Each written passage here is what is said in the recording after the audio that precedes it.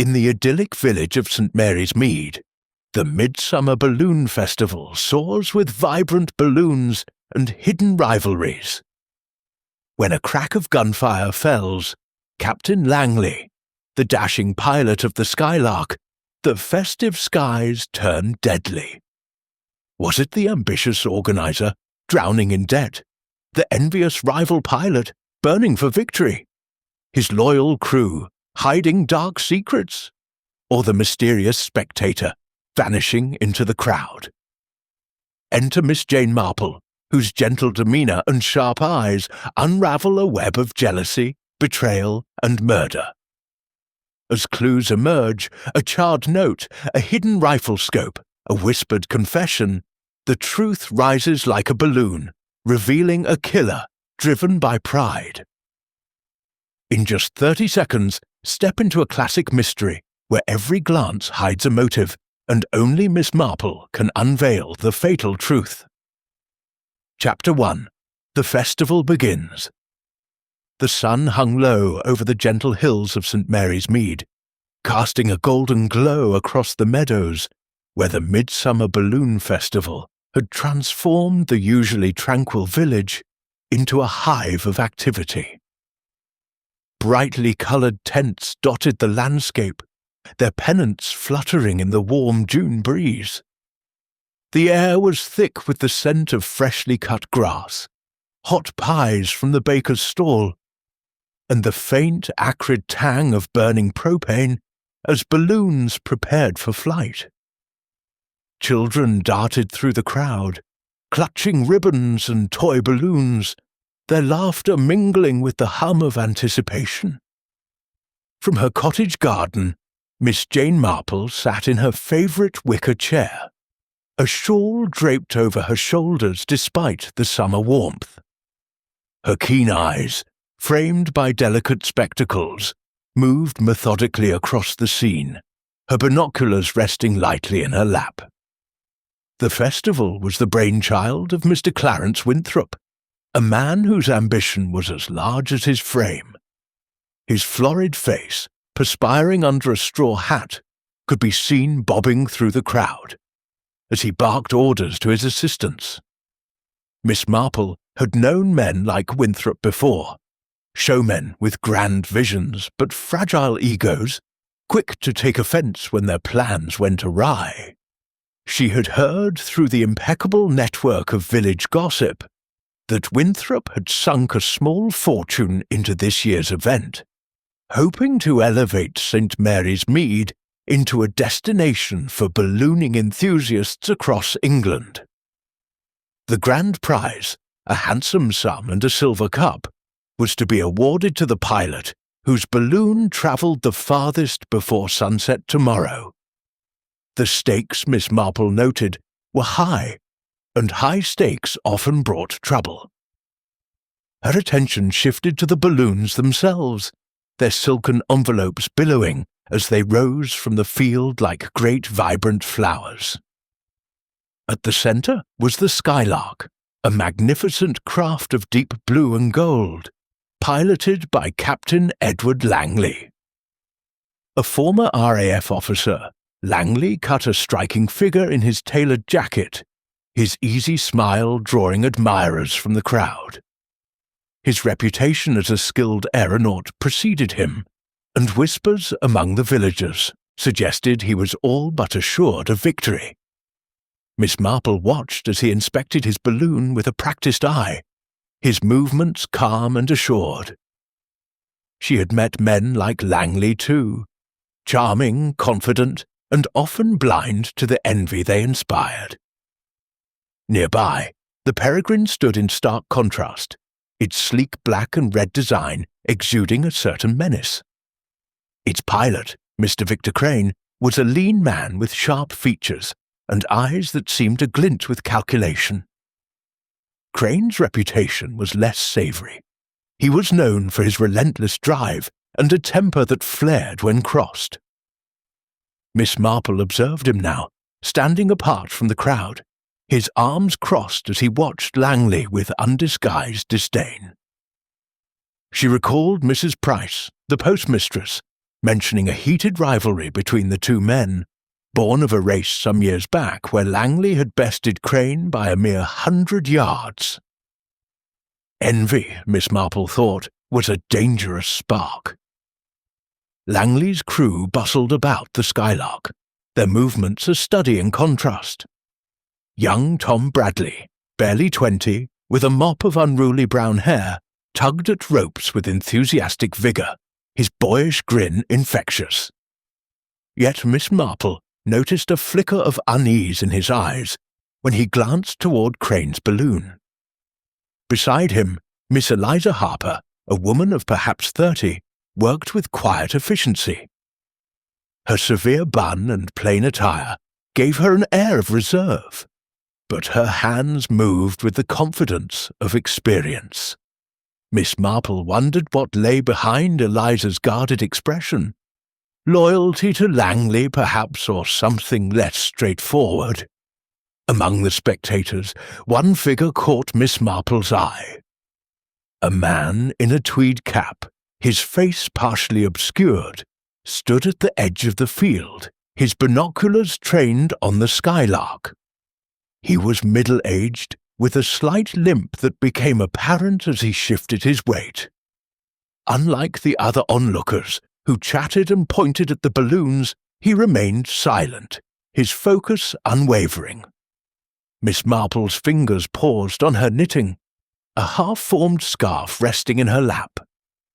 She had seen such intensity before, in men who watched not for pleasure, but for purpose.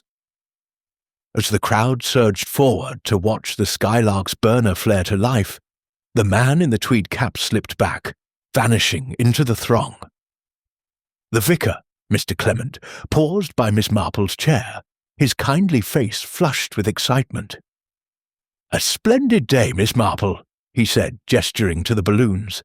"Such a marvel, these machines. Though I confess, I find the rivalry between our pilots rather unsettling. Mr. Crane, in particular, seems a man of strong passions." Miss Marple smiled faintly, her eyes still on the field. "Passions, Mr. Clement, are like the winds that lift these balloons. They can carry a man far, or dash him to the ground." The vicar chuckled, unaware of the weight behind her words. As the Skylark began its ascent, the crowd cheered, and Miss Marple's gaze sharpened. Something about the scene, the pilots, the crew, the solitary spectator, felt amiss, like a dropped stitch in a pattern. She settled back in her chair, her mind already weaving the threads of what was to come. Chapter 2. A Shot in the Sky.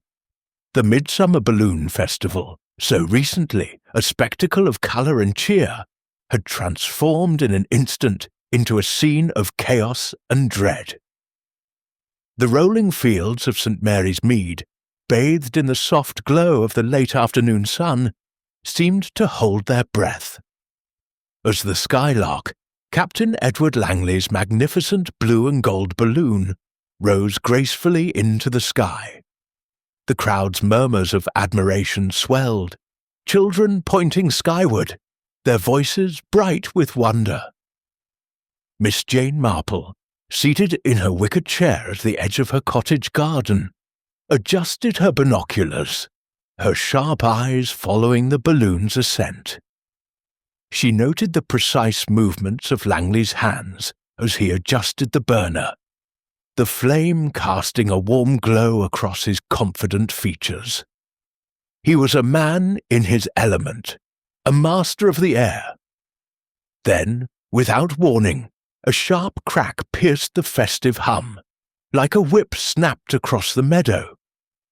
The sound was unmistakable to Miss Marple, who had heard gunfire in her youth during the war years, when St. Mary's Mead had not been entirely spared the echoes of distant battles. A collective gasp rose from the crowd, followed by a scream as the Skylark lurched unnaturally. Through her binoculars, Miss Marple saw Captain Langley stagger, his hand clutching his chest. A dark stain bloomed across his white shirt, vivid even from her vantage point. He slumped over the edge of the wicker basket, his body limp, and the balloon, untended, began to drift aimlessly, its silken envelope swaying as the burner flickered unattended. The crowd erupted into pandemonium. Women shrieked, clutching their hats. Men shouted, some rushing toward the balloon's path, others frozen in disbelief. Children, sensing the sudden shift, clung to their parents, their toy balloons bobbing forgotten. Miss Marple lowered her binoculars, her lips pursing, as her mind began to sift through the scene. The balloon, caught by a gentle breeze, drifted toward a copse of ancient oaks at the field's edge, its ropes tangling in the branches with a soft thud. The festival's joyous rhythm had shattered, replaced by a discordant note of tragedy.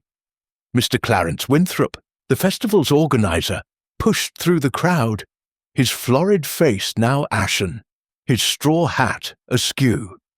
"Stay back! Stay back!" he bellowed, his voice cracking with a mixture of authority and panic. His assistants, young men in ill-fitting blazers, scrambled to cordon off the area. Though their efforts were half-hearted, their faces pale with shock. Miss Marple noted Winthrop's trembling hands as he gestured wildly, his eyes darting not to the fallen balloon but to the crowd, as if searching for someone or something. Dr. Hodok, the village physician, was among the first to reach the Skylark. A wiry man with a brisk manner, he climbed into the basket with the aid of a groundskeeper, his medical bag slung over his shoulder. The crowd watched in tense silence as he knelt beside Langley, his fingers probing for a pulse. After a moment, he rose, his expression grim, and shook his head. "He's gone," he called to the onlookers, his voice steady but heavy, shot through the heart, dead before he hit the basket's edge. A murmur of horror rippled through the crowd, followed by whispers of speculation. "Shot?" A woman in a floral dress gasped, clutching her husband's arm. "Who would do such a thing?" A man nearby, his pipe forgotten in his hand, muttered, "Langley was a favourite." "Someone didn't want him winning, mark my words." Miss Marple, her knitting needles idle in her lap, listened to the voices, each one a thread in the tapestry of suspicion she was already beginning to weave. Inspector Craddock arrived within the hour, his police car kicking up dust as it pulled onto the festival grounds. A tall man with a no-nonsense demeanour, he was well known in St. Mary's Mead, having crossed paths with Miss Marple on more than one occasion. His dark suit was slightly rumpled, a sign of his haste, but his eyes were sharp as he surveyed the scene. He conferred briefly with Dr. Haydock, who gestured to the balloon and Langley's body, now covered with a tarpaulin. Craddock's men began to cordon off the area properly, their boots trampling the grass as they strung tape around the oaks. Miss Marple rose from her chair, her movements deliberate, and approached the edge of the cordoned area, her shawl draped neatly over her shoulders. She had no intention of interfering yet, but her presence was noted by Craddock, who gave her a nod of acknowledgement. "Miss Marple," he said, his tone respectful, but tinged with the wariness of a man who knew her knack for uncovering truths. "A bad business, this." "Very bad, Inspector," she replied, her voice soft but clear. "A man like Captain Langley does not die by accident in such a setting. There is purpose here, and it is our task to find it."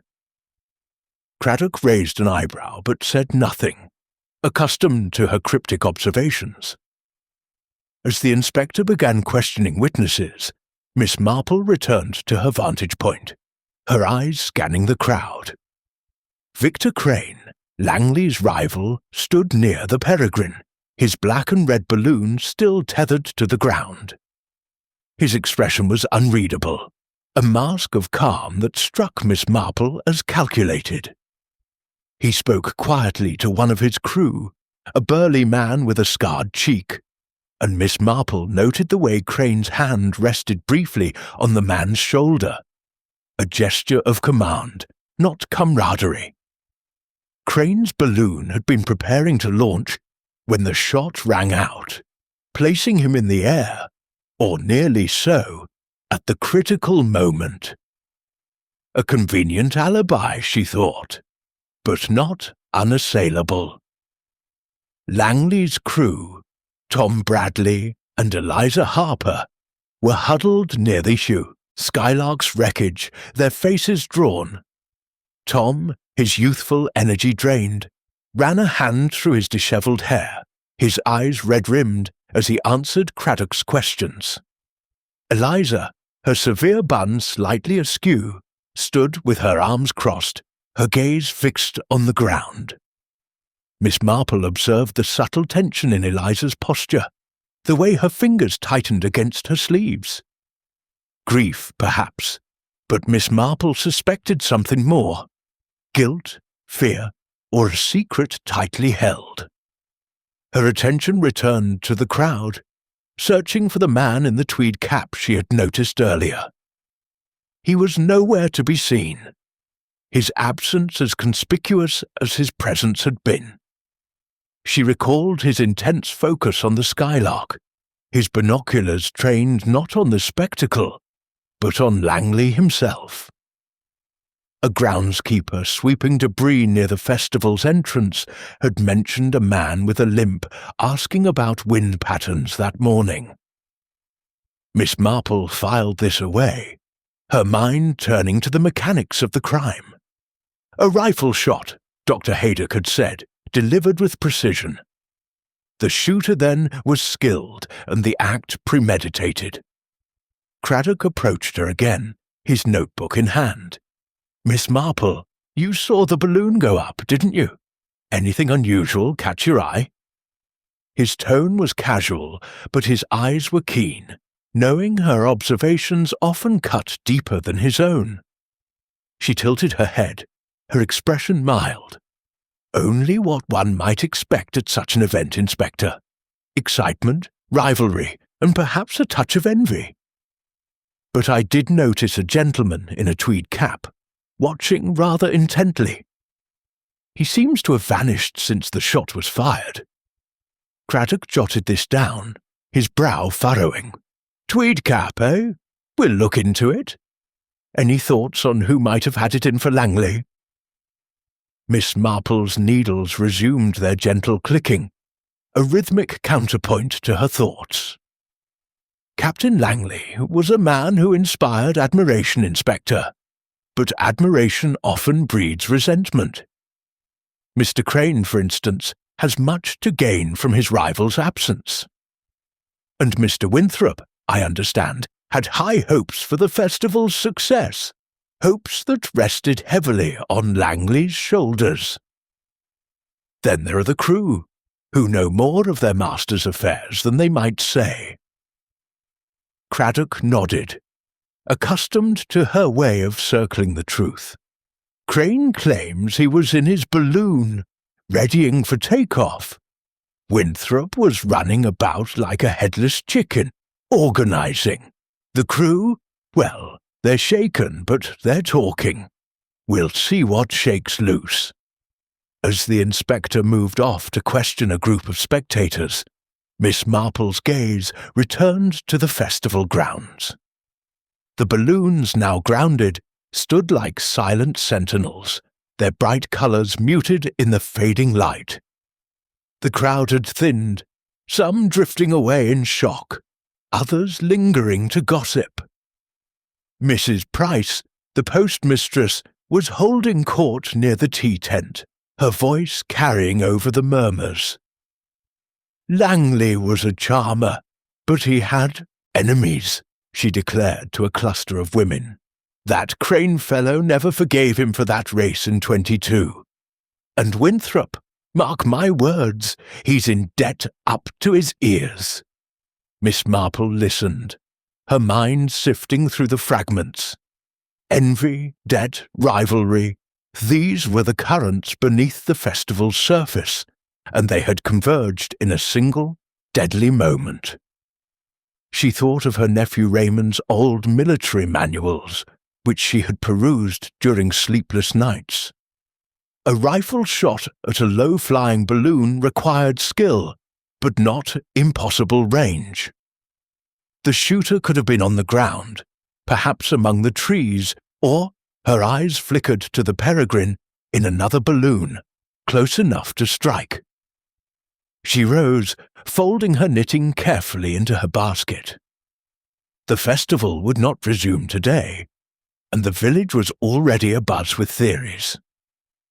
As she made her way toward her cottage, she passed Dolly Bantry, her friend and confidant, who was hurrying toward her, her face alight with curiosity.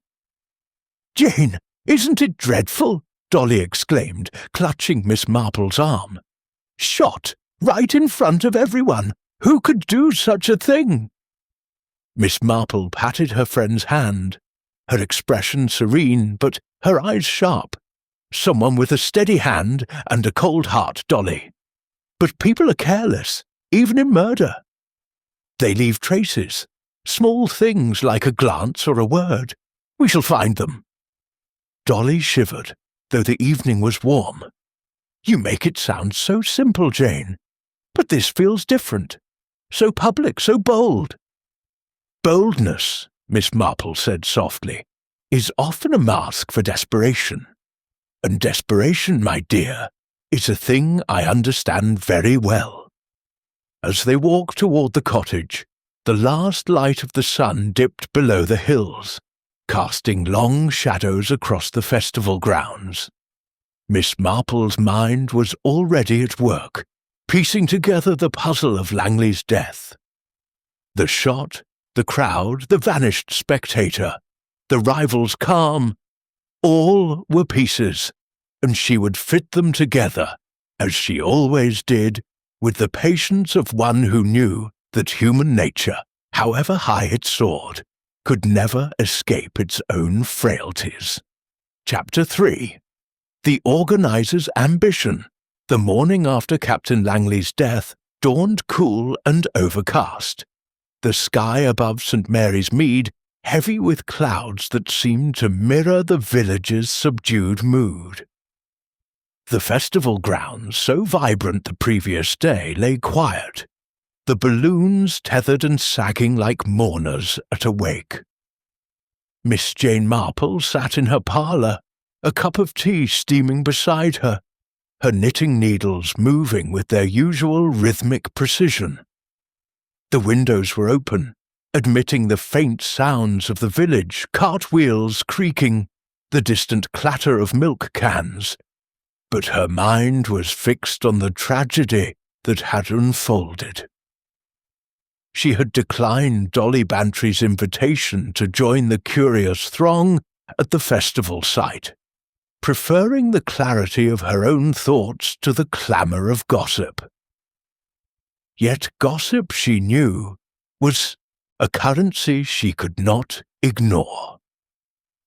The parlour door opened, and her maid Cherry bustled in with a tray of scones and a fresh pot of tea.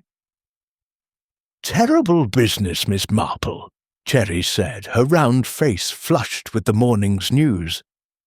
"They're saying Mr. Winthrop's in a right state, shouting at everyone to keep the festival going. Says it's what Captain Langley would have wanted. But Mrs. Price reckons he's just worried about his debts." Miss Marple's eyes twinkled behind her spectacles. "Mrs. Price is a font of information, Cherry, though one must sift her pearls from the chaff. Tell me, what else have you heard about Mr. Winthrop?" Cherry set the tray down, eager to share. "Well, the butcher's boy says Winthrop owes money to some rough sorts in London. Been borrowing to make this festival the grandest yet." And Tom Bradley, the lad from Langley's crew, was seen sneaking into Winthrop's tent night before last. Looked proper guilty, he did. Miss Marple nodded, her needles pausing briefly. "Interesting, Cherry, very interesting. Now, would you ask Inspector Craddock to join me for tea this afternoon? I believe he'll find it worth his while." As Cherry departed, Miss Marple leaned back, her mind turning to Clarence Winthrop. The festival organizer was a man of considerable presence, his booming voice and expansive gestures designed to command attention.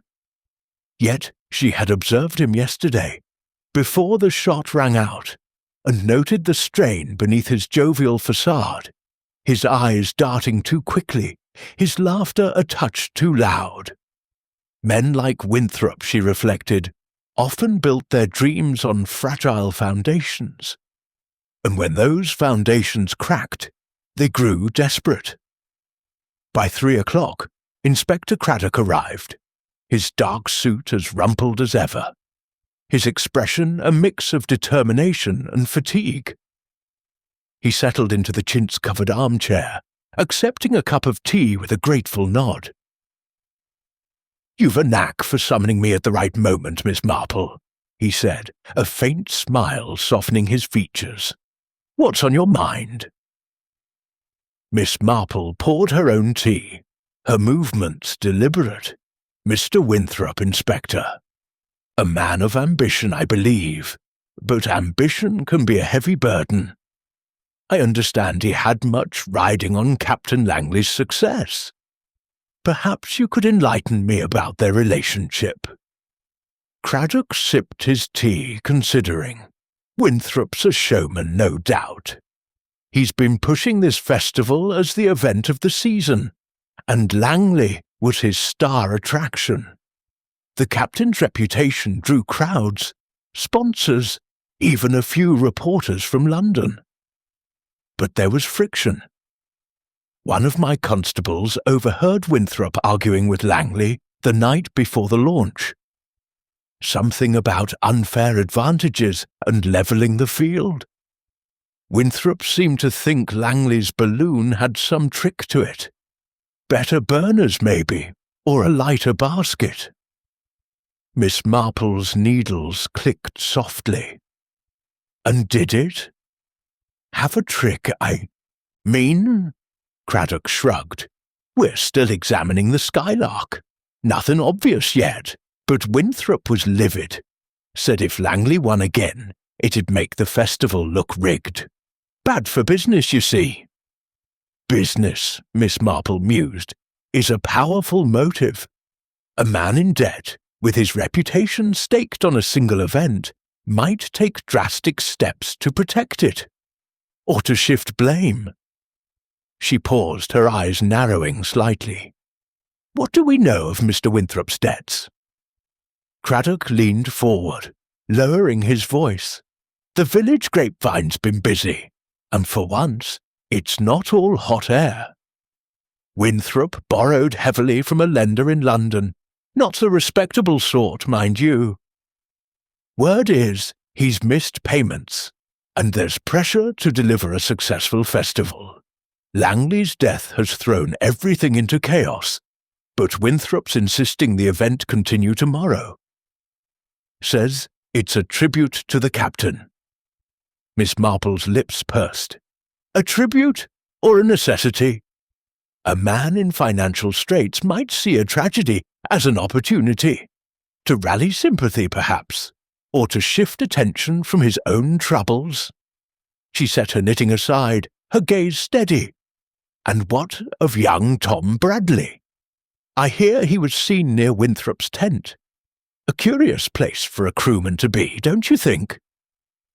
Craddock's brow furrowed. "You don't miss much, do you?" "Yes.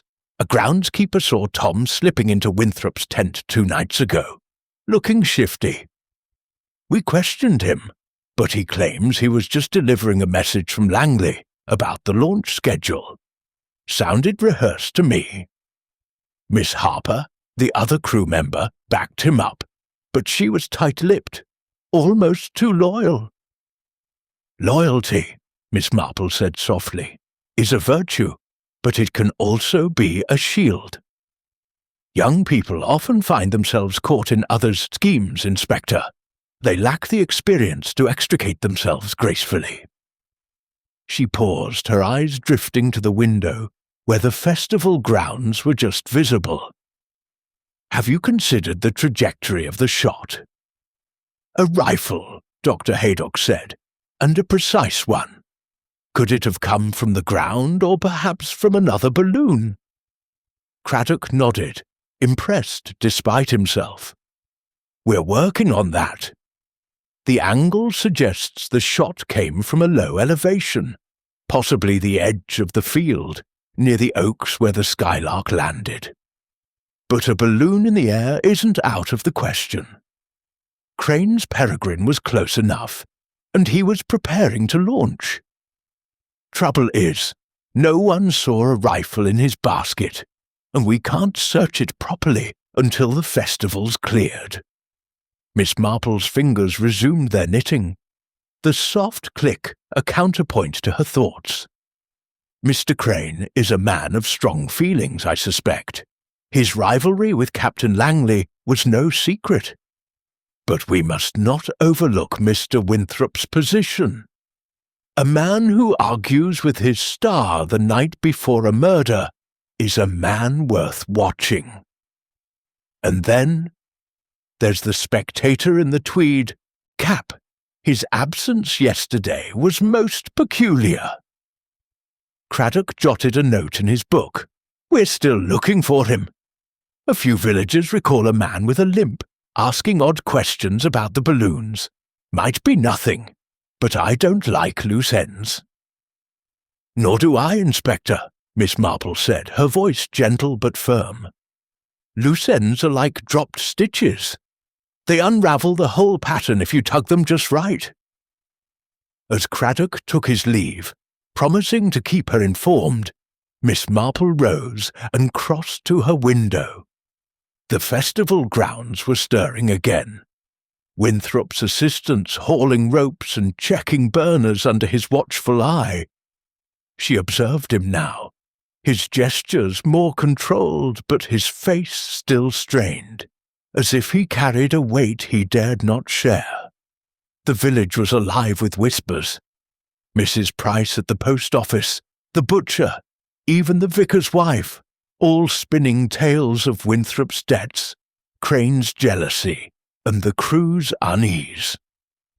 Miss Marple knew better than to take gossip at face value, but she also knew its value. It was the raw material of human nature, and she was a master at refining it. She thought of her old friend, Sir Henry Clithering, who had once remarked that her mind was like a sieve, catching the smallest grains of truth. Winthrop's ambition, she mused, was a sieve of its own, catching dreams but letting security slip through. Had he argued with Langley out of fear for his festival, or was there a deeper grievance? And Tom Bradley's late-night visit, innocent or a sign of complicity? The answers, she knew, lay not in grand gestures, but in the quiet details, the glance, the hesitation, the misplaced word. As the afternoon faded into evening, Miss Marple returned to her knitting, her thoughts as intricate as the pattern taking shape. The festival would resume tomorrow, Winthrop's determination overriding the tragedy. But murder, she knew, cast a long shadow, and she would be watching, her mild eyes missing nothing, as the threads of ambition, envy, and desperation began to tighten around the truth. Chapter 4. The Rival's Grudge. The second morning of the Midsummer Balloon Festival broke with a thin mist clinging to the fields of St. Mary's Mead. lending an ethereal quality to the tethered balloons that stood like ghostly sentinels in the dawn light. The tragedy of Captain Langley's death had not entirely dimmed the village's curiosity, and a subdued crowd gathered, drawn by the promise of the festival's resumption and the whispers of murder. Miss Jane Marple, wrapped in a light shawl, made her way to the festival grounds, her steps slow but purposeful. She carried her knitting bag, a familiar prop that allowed her to blend into the background while her sharp eyes missed nothing. The air was crisp, scented with dew and the faint tang of propane, and she noted the tension that hung over the scene like the mist itself. Victor Crane, Langley's rival and now the festival's frontrunner, was the focus of much attention. Miss Marple spotted him near the Peregrine, his sleek black and red balloon, its taut lines and polished burner, a testament to his meticulous nature. Crane was a lean man, his angular face set in a perpetual scowl, his dark eyes glinting with a restless energy. He wore a leather flying jacket, its cuffs worn but well kept, and his movements were precise as he directed his crew, a pair of taciturn men who handled ropes with practiced efficiency. The crowd gave him a wide berth, sensing his prickly demeanour, but Miss Marple observed the way some spectators, particularly the younger men, lingered near, drawn by his reputation as a formidable pilot. She settled on a bench near the tea tent, her knitting needles clicking softly as she watched Crane. He was speaking to a small group of admirers, his voice carrying a sharp edge. Langley was all flash, he said, gesturing toward the Skylark's now silent basket, cordoned off by police tape. He relied on charm and luck, but the Peregrine is a machine of precision. I designed her myself, every seam, every valve. She'll outfly anything in this festival, mark my words. Miss Marple's lips twitched in a faint smile. Boasting, she knew, often masked insecurity, and Crane's words had the ring of a man justifying himself to an unseen critic. She recalled the village gossip, filtered through Cherry's chatter and Mrs. Price's endless commentary at the post office. Crane's rivalry with Langley stretched back years, rooted in a race where Langley's balloon had caught a fortuitous wind, leaving Crane humiliated in second place. The loss had stung, and Crane's reputation for holding grudges was well known. The blacksmith, a man not given to exaggeration, had recounted a heated exchange between the two pilots at a tavern some months ago, where Crane had vowed to put Langley in his place. As she knitted, Miss Marple's eyes drifted to the festival's edge, where a groundskeeper was raking the grass. She beckoned him over, her voice gentle but firm. "Mr. Hodges, isn't it? You've been working hard to keep the grounds tidy.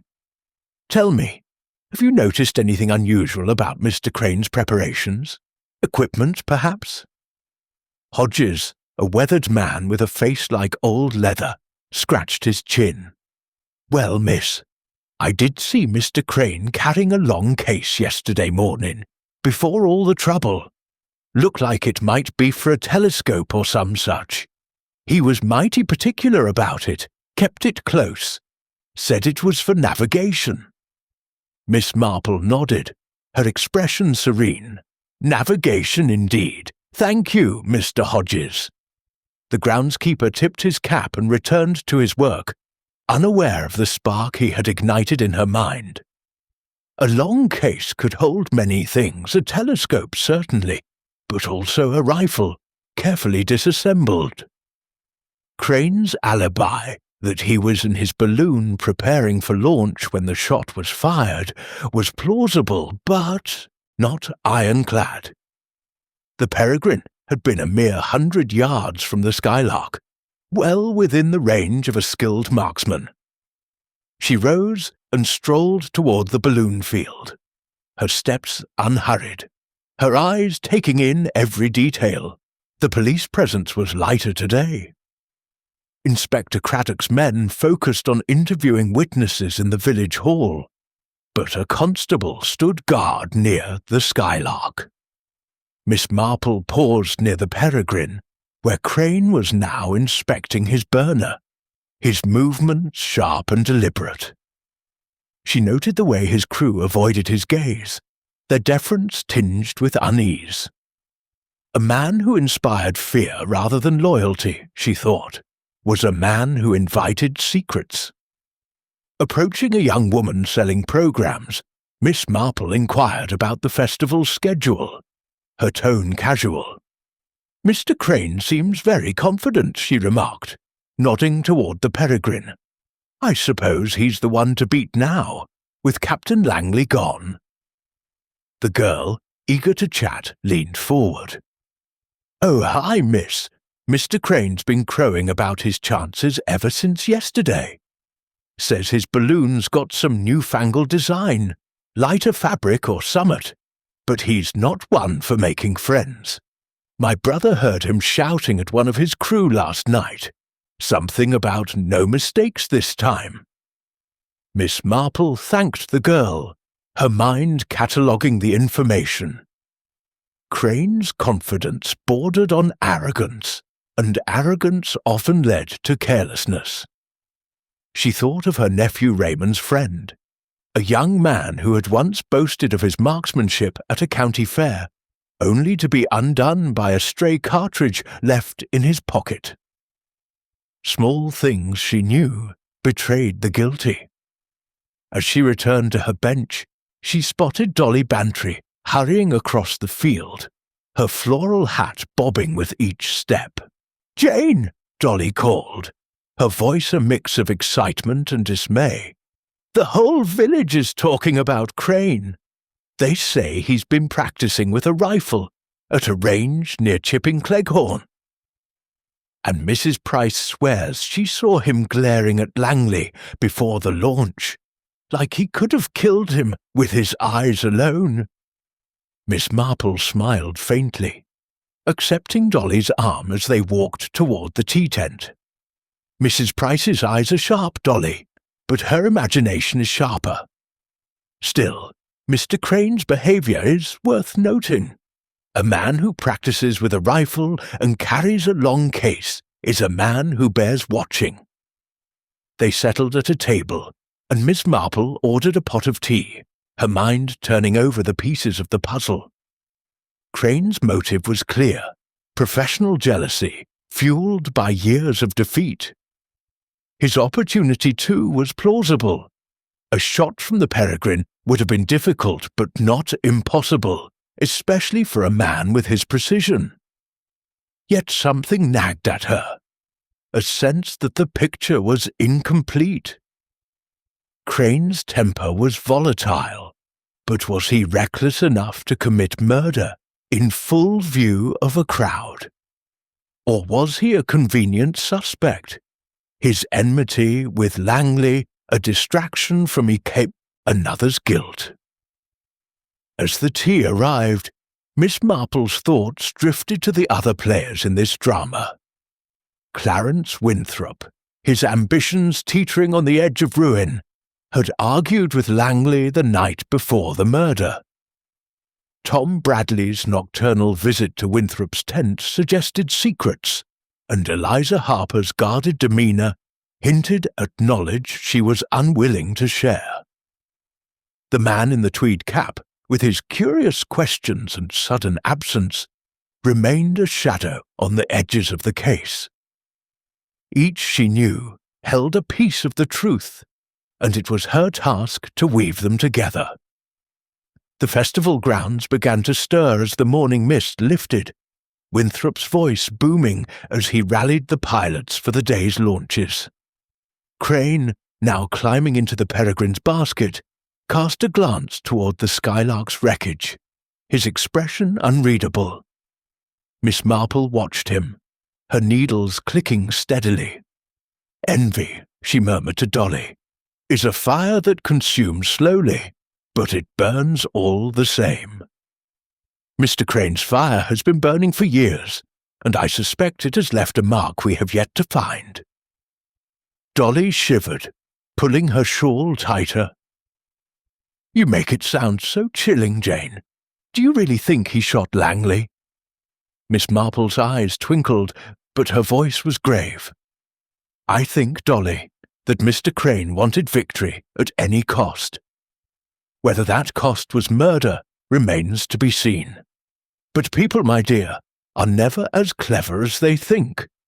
They leave traces, and I intend to find them." As the first balloons began to rise, their colours bright against the clearing sky, Miss Marple settled back, her mind as sharp as the needles in her hands. The festival would go on, but so would her quiet pursuit of the truth, one stitch at a time. Chapter 5.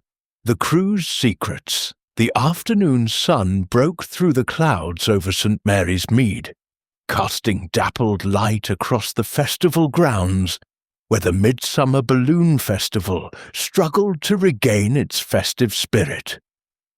The tragedy of Captain Langley's death hung like a pall, yet the balloons rose tentatively, their silken envelopes catching the breeze, as if to defy the sombre mood. Miss Jane Marple, seated on a bench near the crew tents, observed the scene with her usual quiet intensity, her knitting needles moving in a steady rhythm. Her shawl, a soft grey that matched the overcast sky, was draped neatly over her shoulders, and her eyes, sharp behind her spectacles, missed nothing. The crowd was thinner today, the villagers' curiosity tempered by unease, but Miss Marple's focus was on Langley's crew, Tom Bradley and Eliza Harper, who moved about their tasks with a heaviness that spoke of more than grief. Tom, the young crewman with his unruly brown hair and boyish face, was hauling a coil of rope toward a storage tent. His shoulders slumped. His usual exuberance had vanished, replaced by a nervous energy that manifested in quick glances over his shoulder. Eliza, older and more composed, was inspecting a spare burner, her severe bun and plain attire giving her an air of unapproachability. Yet Miss Marple noted the faint tremble in her hands as she worked, a subtle crack in her otherwise stoic facade. The crew, she suspected, held secrets that were beginning to fray at the edges. Miss Marple rose, her movement slow but deliberate, and approached the crew tent under the pretense of offering condolences. "Such a dreadful loss," she said, her voice gentle, as she addressed Tom, who startled at her approach. "Captain Langley was a fine man, and I'm sure you both feel his absence keenly." Tom's face flushed, his eyes darting to Eliza before he mumbled, "Aye, miss. He was good to us. Hard to believe he's gone." His words were earnest, but there was a hitch in his voice, as if he were reciting lines he hadn't fully rehearsed. Eliza looked up from her work, her expression guarded. "We're doing our best to keep things in order, Miss Marple," she said, her tone clipped but polite. "The festival must go on, as Mr. Winthrop says." She returned to her task, but Miss Marple caught the brief tightening of her lips, a sign of suppressed emotion. "Quite right," Miss Marple replied, settling onto a nearby crate as if to rest her legs. "It's a credit to you both, carrying on under such strain, though it must be difficult, knowing Captain Langley so well. He relied on you, I imagine, for more than just ropes and burners."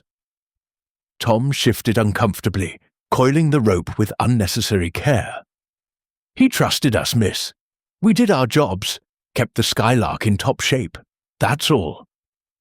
His eyes flicked again to Eliza, who gave a barely perceptible shake of her head. Miss Marple's needles clicked softly, her gaze mild but penetrating. Of course, but young people often see more than they're meant to. A word here, a glance there. It all adds up. I remember my nephew Raymond's friend, a lad much like you, Tom, who worked for a gentleman in London. He saw things he wasn't supposed to, and it weighed on him terribly. Tom's hands stilled, and for a moment Miss Marple thought he might speak. But Eliza interjected, her voice firm. "We've told the police all we know, Miss Marple. There's nothing more to say." She stood, brushing her hands on her apron, and moved to another task, effectively ending the conversation. Miss Marple nodded, undeterred. She thanked them and made her way back to the bench, her mind turning over the exchange. Tom's unease was palpable, and Eliza's protectiveness suggested she was shielding him, or herself. She thought of her old friend, Lady Hartwell, whose maid had once kept silent about a theft out of loyalty, only to crack under gentle questioning. Loyalty, Miss Marple knew, could be a powerful force, but it often crumbled under the weight of guilt. As she settled back with her knitting, Dolly Bantry appeared, her face alight with the latest village news. "Jane, you'll never guess what I heard at the baker's," she exclaimed, sitting beside her friend. "Mrs. Price says Tom Bradley was seen slipping out of Mr. Winthrop's tent 2 nights ago, looking as guilty as a fox in a henhouse. And the vicar's wife swears Eliza was arguing with Langley last week, something about wages, or so she heard."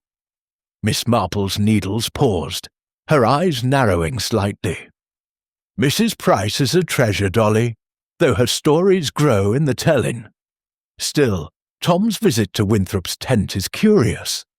And an argument over wages? That's a thread worth pulling."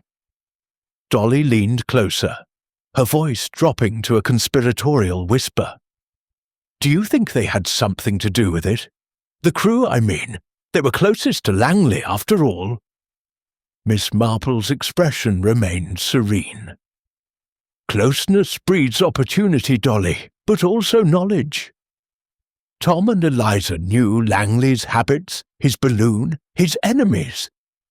If they're hiding something, it's because they fear what it might reveal, not just about the murder, but about themselves."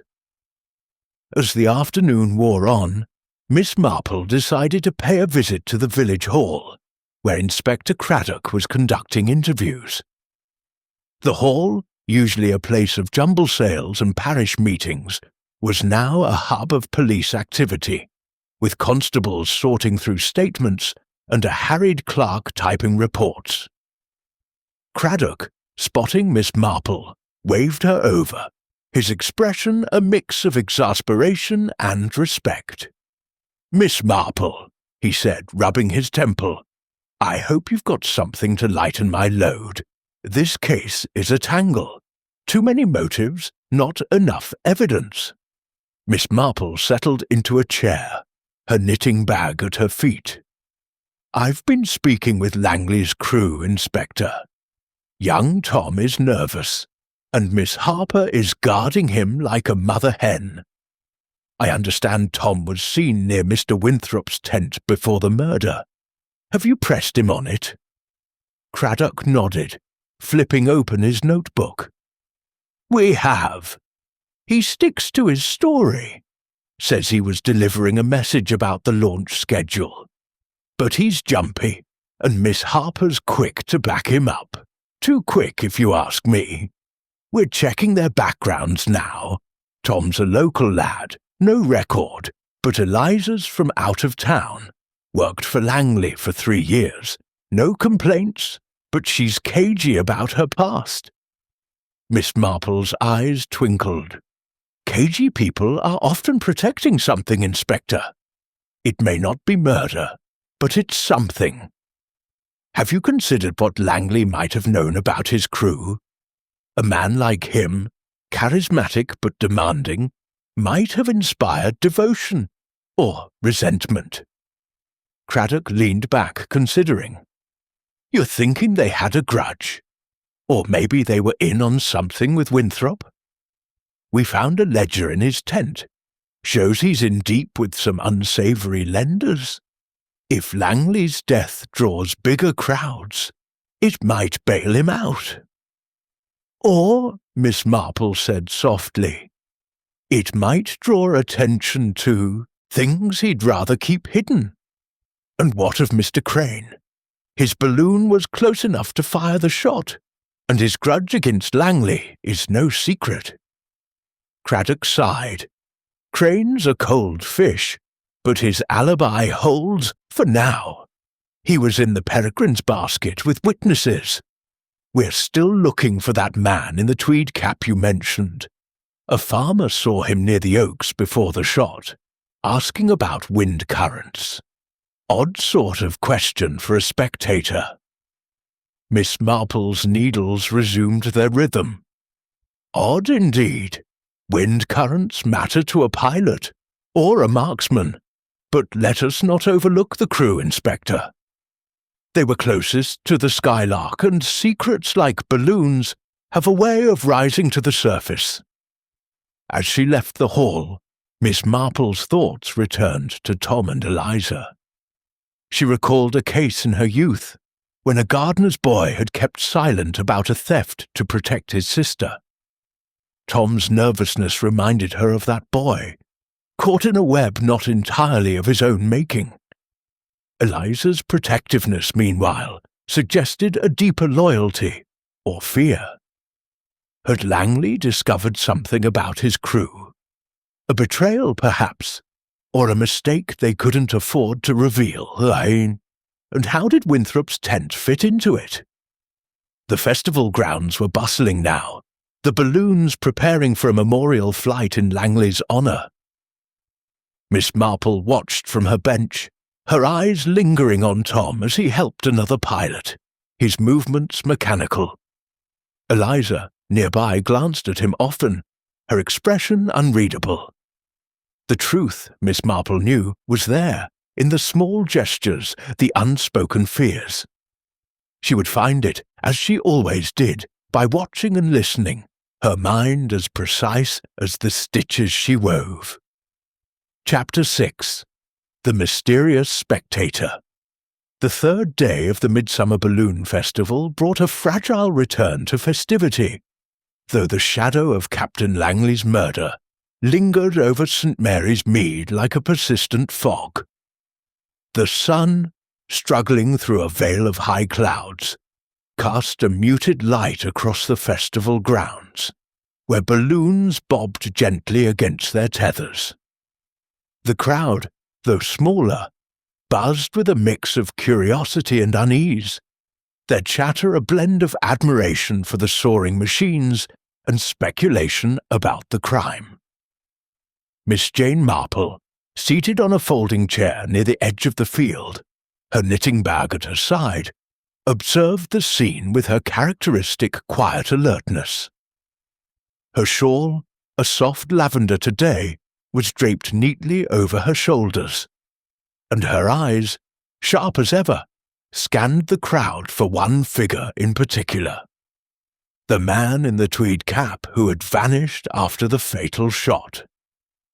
Miss Marple had not forgotten the stranger's intense focus on the Skylark moments before Langley's death, nor the groundskeeper's mention of his curious questions about wind patterns.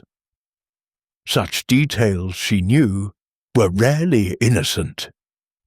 In her experience, men who asked precise questions about trajectories and currents were seldom mere enthusiasts. She recalled a case from her youth, when a poacher in the village had used his knowledge of wind to cover his tracks, only to be undone by a single misplaced feather. The spectator she suspected was a thread worth tugging. As she knitted, her needles clicking in a soothing cadence, Miss Marple's attention was drawn to a commotion near the tea tent. Dolly Bantry, her hat slightly askew from her hurried pace, approached with a gleam of excitement in her eyes. "Jane, you'll never believe it!" she exclaimed, settling beside her friend. "The police have a lead on that man in the tweed cap. A farmer saw him at the inn last night, drinking alone and looking nervous. Inspector Craddock's men are searching for him now." Miss Marple's lips curved in a faint smile. "That is most interesting, Dolly. A nervous man at an inn is often a man with something to hide. Did the farmer say anything else?" Dolly leaned closer, her voice dropping. "He said the man had a limp, and he was asking about balloon races, odd things like how high they fly and what makes them drift. Mrs. Price thinks he's a gambler, betting on the outcome, but I reckon it's more sinister than that." Miss Marple's needles paused, her eyes narrowing slightly. Mrs. Price's imagination is a force of nature, but her instincts are not always wrong. A limp, you say? That tallies with what I observed. We must hope the inspector finds him soon. As Dolly chattered on, Miss Marple's thoughts turned to the mechanics of the crime. A rifle shot, Dr. Haydock had confirmed, delivered with precision to Langley's heart. Her nephew Raymond's old military manuals, which she had consulted the previous evening, suggested that such a shot could be made from the ground, perhaps from the oaks where the Skylark had landed, or from another balloon, if the shooter were skilled and bold. The man in the tweed cap, with his questions about wind currents, seemed to possess the knowledge required. But why target Langley? A personal grudge, a hired act, or something else entirely?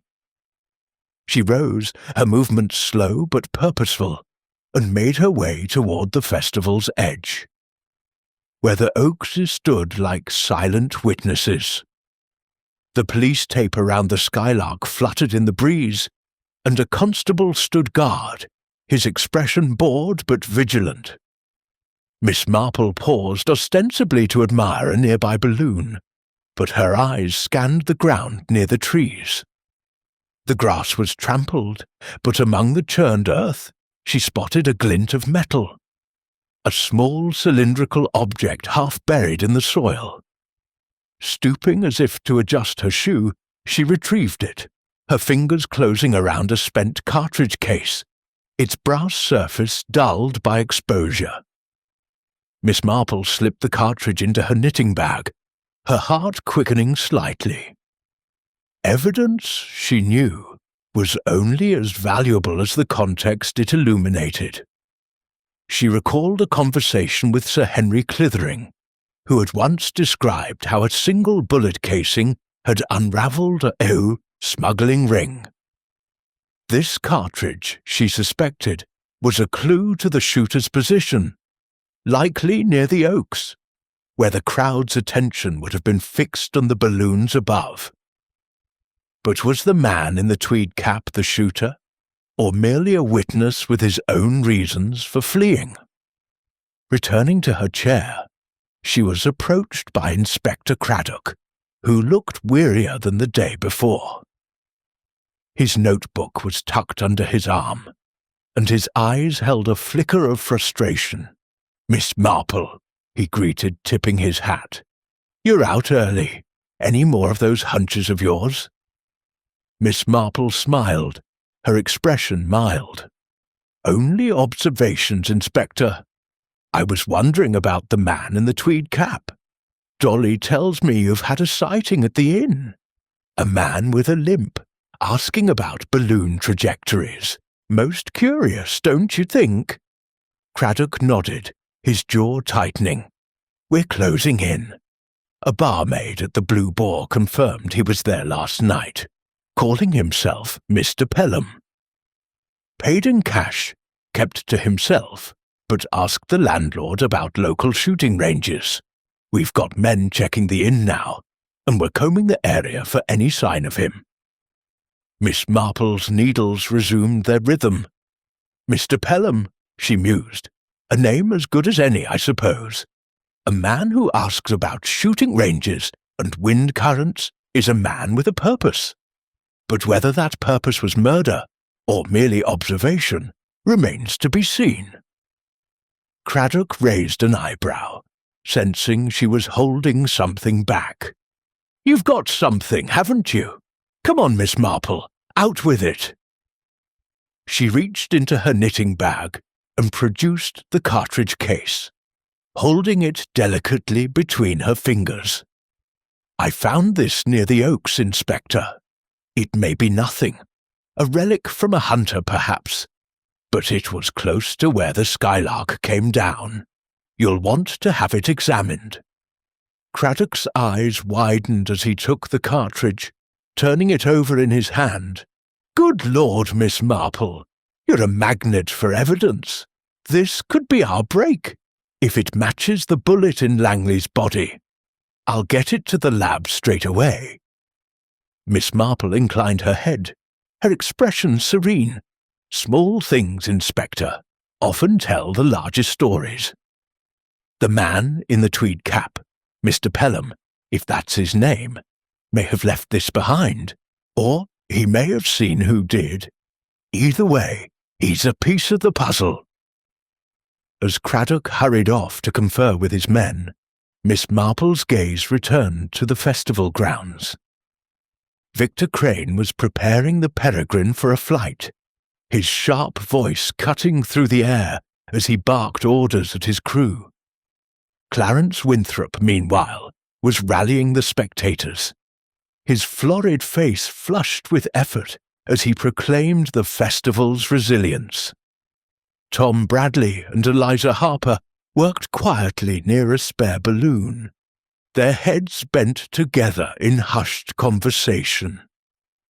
Miss Marple noted the way Tom's eyes darted toward Crane, and how Eliza's hand rested briefly on his arm, as if to steady him. The spectator in the tweed cap intrigued her most, though. His absence after the shot, his questions about wind and trajectories, and now his reappearance at the inn suggested a man with a role in this drama, whether as actor or observer, she could not yet say. She thought of a village scandal years ago, when a stranger had lingered just long enough to stir trouble before vanishing. The truth, she had learned then, often hid in the shadows of such fleeting figures. As the balloons began to rise for the memorial flight, their colours muted against the cloudy sky, Miss Marple settled back, her knitting a steady companion. The cartridge case was a clue, but it was the man in the tweed cap who held her attention.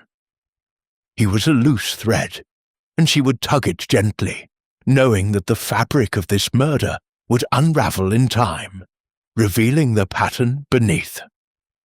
Chapter 7. A Village of Motives. The fourth day of the Midsummer Balloon Festival found St. Mary's Mead draped in a soft haze, the morning air heavy with the promise of rain. The festival grounds, though still marked by the sombre cordon around the skylark, buzzed with a cautious energy as villagers and visitors alike gathered for the day's events. The tragedy of Captain Langley's murder had not deterred the curious, and the field was alive with speculation, each whisper adding to the intricate web of motives that Miss Jane Marple was quietly untangling.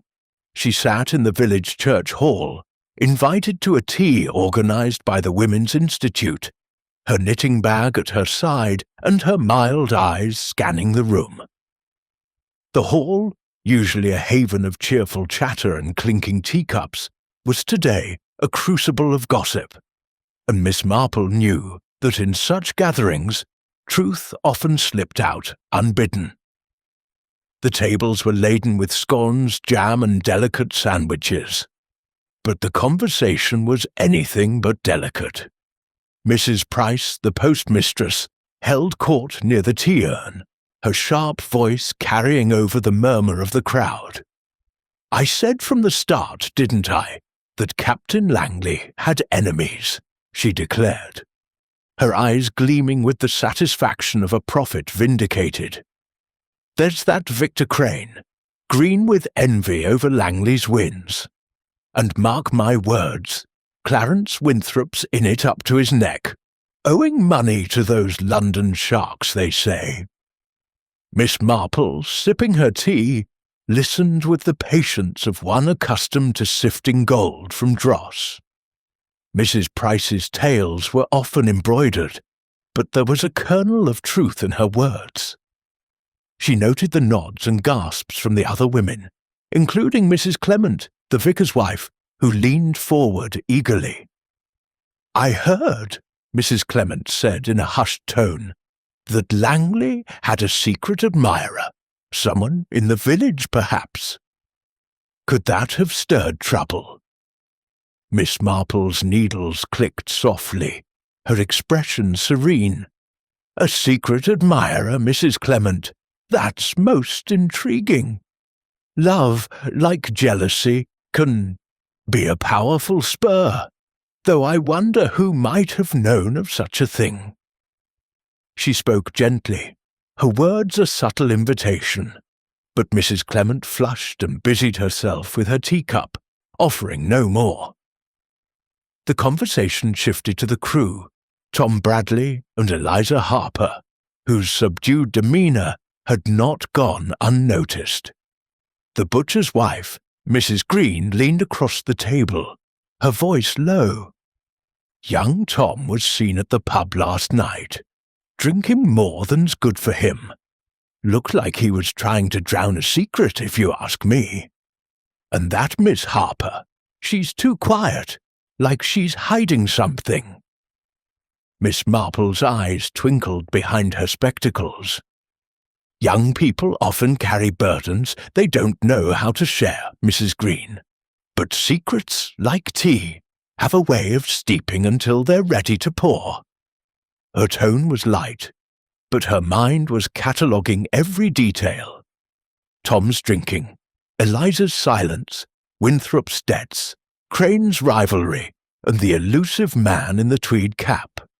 All were threads in a tapestry that was beginning to take shape. She excused herself from the tea and strolled toward the festival grounds, her steps measured, her shawl catching the faint breeze. The balloons were being readied for a short flight, a gesture of resilience orchestrated by Clarence Winthrop, whose florid face was visible as he rallied the crowd with forced enthusiasm. Miss Marple paused near the edge of the field, her gaze settling on Victor Crane, who was adjusting the Peregrine's burner with his usual precision. His sharp features were set, but she noted a flicker of unease in his eyes as he glanced toward the police presence near the Skylark. Nearby, Tom Bradley was helping another pilot, his movements mechanical, his face pale. Eliza Harper stood a short distance away, sorting ropes with a focus that seemed almost defiant. Miss Marple approached, her demeanour as unassuming as ever. "Good afternoon, Miss Harper," she said, pausing as if to admire the balloons. "It's admirable how you and young Tom carry on. Captain Langley will be proud, I'm sure." Eliza's hands stilled briefly, her eyes meeting Miss Marple's for a moment before dropping back to her work. "We do what we must, Miss Marple," she said, her voice steady but clipped. "The captain wouldn't have wanted us to stop." "Quite so," Miss Marple replied, her tone gentle. "Though it must be difficult, with so many eyes watching. People talk, you know, about motives and secrets. They say Mr. Winthrop had troubles, and that Tom was seen near his tent.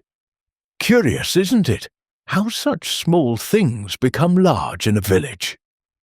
Eliza's fingers tightened on the rope, but she said nothing, her silence more telling than words. Miss Marple moved on, her mind turning to the man in the tweed cap, Mr. Pelham, as Inspector Craddock had called him. The cartridge case she had found near the oaks was now with the police, and she wondered if it would point to him or another. She recalled a case from years ago, when a village gossip had unwittingly revealed a killer's motive by mentioning a casual remark. Motives, she knew, were like the winds that lifted these balloons, unseen but powerful, guiding events in ways that seemed random until the pattern emerged. At the festival's edge, she spotted Dolly Bantry, who was waving her over with characteristic enthusiasm. "Jane, you missed the latest," Dolly said, her eyes wide. "The blacksmith was just telling me that Crane threatened Langley last month, at a balloon meet in Kent. Said he'd make sure Langley never flew again. And there's talk that Winthrop's lenders sent a man to the festival, someone to keep an eye on him. Do you think it could be that tweed-cap fellow?" Miss Marple's lips pursed slightly. "A man sent by lenders would indeed be watchful, Dolly, but a threat from Mr. Crane is another matter. Words spoken in anger often linger longer than intended. As for Mr. Pelham, I suspect he is more than a spectator, but less than a mastermind. We shall see." They walked together toward the village hall, where Inspector Craddock was reviewing statements. Miss Marple entered quietly, her presence barely noticed amid the bustle of constables and clerks. Craddock, spotting her, gestured her to a corner table, his face lined with the strain of the investigation. "Miss Marple," he said, "that cartridge you found, it's a match for the bullet that killed Langley. Fired from a rifle, likely from the oaks as you suspected. We're still hunting for Pelham, but we've got a description out to neighbouring villages." Miss Marple nodded, her expression thoughtful. "That is progress, Inspector.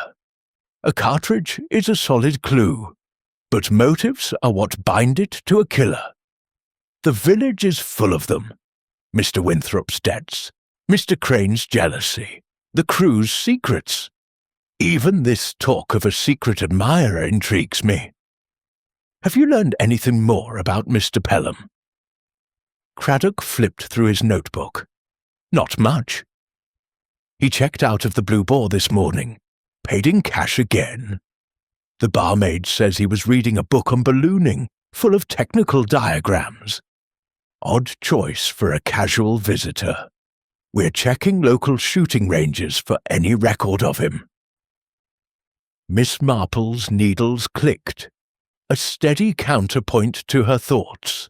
A man who studies ballooning and asks about wind currents is no idle spectator, Inspector. But whether he pulled the trigger or merely watched, I cannot say. Have you spoken again to Tom Bradley? His visit to Winthrop's tent suggests a connection we've yet to unravel." Craddock sighed, rubbing his eyes. "Tom's sticking to his story. Says it was just a message. But he's jumpy, and Miss Harper's watching him like a hawk. I'm starting to think they know something about Langley's plans, maybe something that made him a target." Miss Marple's eyes softened, but her voice was firm. "People protect what they value, Inspector, even at great cost. Tom and Eliza may be shielding each other, or someone else entirely, but motives like threads lead somewhere. Follow them, and you'll find the truth." As she left the hall, the first drops of rain began to fall, scattering the crowd and grounding the balloons. Miss Marple pulled her shawl tighter, her mind weaving through the village's motives, envy, debt, loyalty, and perhaps love. Each was a current, pulling the truth closer to the surface. She would continue to watch, her quiet presence a beacon in the gathering storm, knowing that the smallest whisper could unravel the darkest secret. Chapter 8. A Clue in the Basket.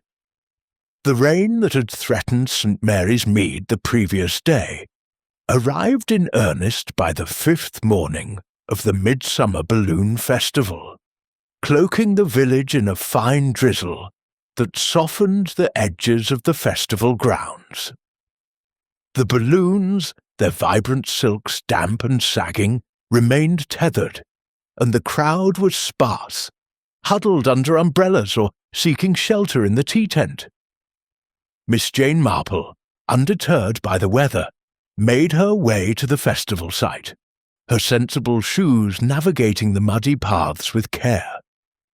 Her grey shawl was pinned tightly, and her knitting bag hung from her arm, a constant companion that lent her an air of harmlessness. Yet her eyes, sharp as ever behind her spectacles, were fixed on the cordoned-off wreckage of the Skylark, where a clue, she sensed, awaited discovery. The festival had taken on a subdued air, the murder of Captain Langley casting a pall that even Clarence Winthrop's determined cheer could not dispel. Miss Marple observed him now, his florid face glistening with rain, as he conferred with his assistants, his gestures less grandiose than before. The weight of his debts, whispered about in every village shop, seemed to press on him, and she wondered if his insistence on continuing the festival was born of ambition or desperation. Her thoughts flickered to Victor Crane, whose peregrine stood ready despite the weather, and to the crew, Tom Bradley and Eliza Harper, whose guarded demeanour hinted at secrets yet to be uncovered. The man in the tweed cap, Mr. Pelham, remained elusive, a shadow at the edge of her mind. Inspector Craddock, his coat damp and his expression weary, approached her as she neared the Skylark's cordon. "Miss Marple," he said, tipping his hat. "You're braving the rain for a reason, I'll wager. Care to share what's on your mind?" Miss Marple smiled faintly, her needles clicking softly in her bag. "Only a wish to see things clearly, Inspector. Captain Langley's balloon is at the heart of this tragedy, and I thought it might have something to tell us. Might I take a closer look?" Craddock hesitated, then nodded, signalling to the constable guarding the site. "You've got a knack for finding things we miss, so go ahead. But mind the mud, it's a mess in there." Miss Marple stepped carefully past the police tape, her eyes scanning the basket where Langley had met his end. The wicker was scuffed, the burner cold and silent, and the ropes lay tangled like a spider's web. She moved slowly, her gaze methodical, recalling a case from years ago when a misplaced button in a garden shed had pointed to a thief. Small things, she knew, often held the greatest significance. As she examined the basket's interior, her attention was drawn to a corner where the wicker met the canvas floor. There, caught in a crevice, was a small charred scrap of paper, its edges blackened as if singed by the burner's flame. She knelt, her movements careful, and retrieved it with a handkerchief, mindful not to disturb its fragile state. The paper was barely larger than a postage stamp, but it bore faint handwriting. The initials VC and a partial sketch of what appeared to be a burner valve, its lines precise despite the damage.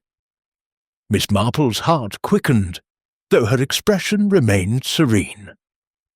This was no idle scrap. It was a clue, dropped in haste or oversight, and it pointed to someone with intimate knowledge of Langley's equipment. She tucked the paper into her handkerchief and rose, catching Craddock's eye. "Inspector," she called softly, "I believe you'll want to see this." She handed him the scrap, her voice calm but firm. "It was in the basket, near the burner. A small thing, but small things often speak loudly." Craddock examined the paper, his brow furrowing. "VC," he muttered. "Victor Crane's initials, if I'm not mistaken. And this sketch looks like part of a burner system. How the devil did it end up here?" He glanced at the Skylark, then at the Peregrine, 100 yards away. Crane claims he was in his balloon when the shot was fired, but this suggests he was poking around Langley's equipment. Miss Marple's eyes twinkled. "Or someone wishes us to think so, Inspector. A man as careful as Mr. Crane would not leave such a calling card by accident. But if he was studying Langley's burner, it suggests sabotage, or something more calculated." Craddock pocketed the paper, his expression grim. "We'll have it tested for prints and match the handwriting. I've got men searching Crane's tent now, thanks to that tip about the long case. If he's hiding anything, we'll find it." Miss Marple nodded, her thoughts racing.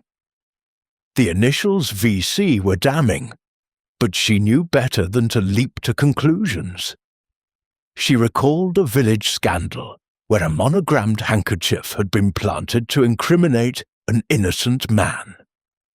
The paper could be Crane's, pointing to his guilt, or it could be a deliberate misdirection. She thought of Tom Bradley's nervous glances and Eliza Harper's protective silence. Had one of them placed the paper, perhaps to shift suspicion? Or was Winthrop, with his financial troubles, orchestrating a deeper game? As she stepped back from the cordon, the rain began to ease, and the festival grounds stirred with activity.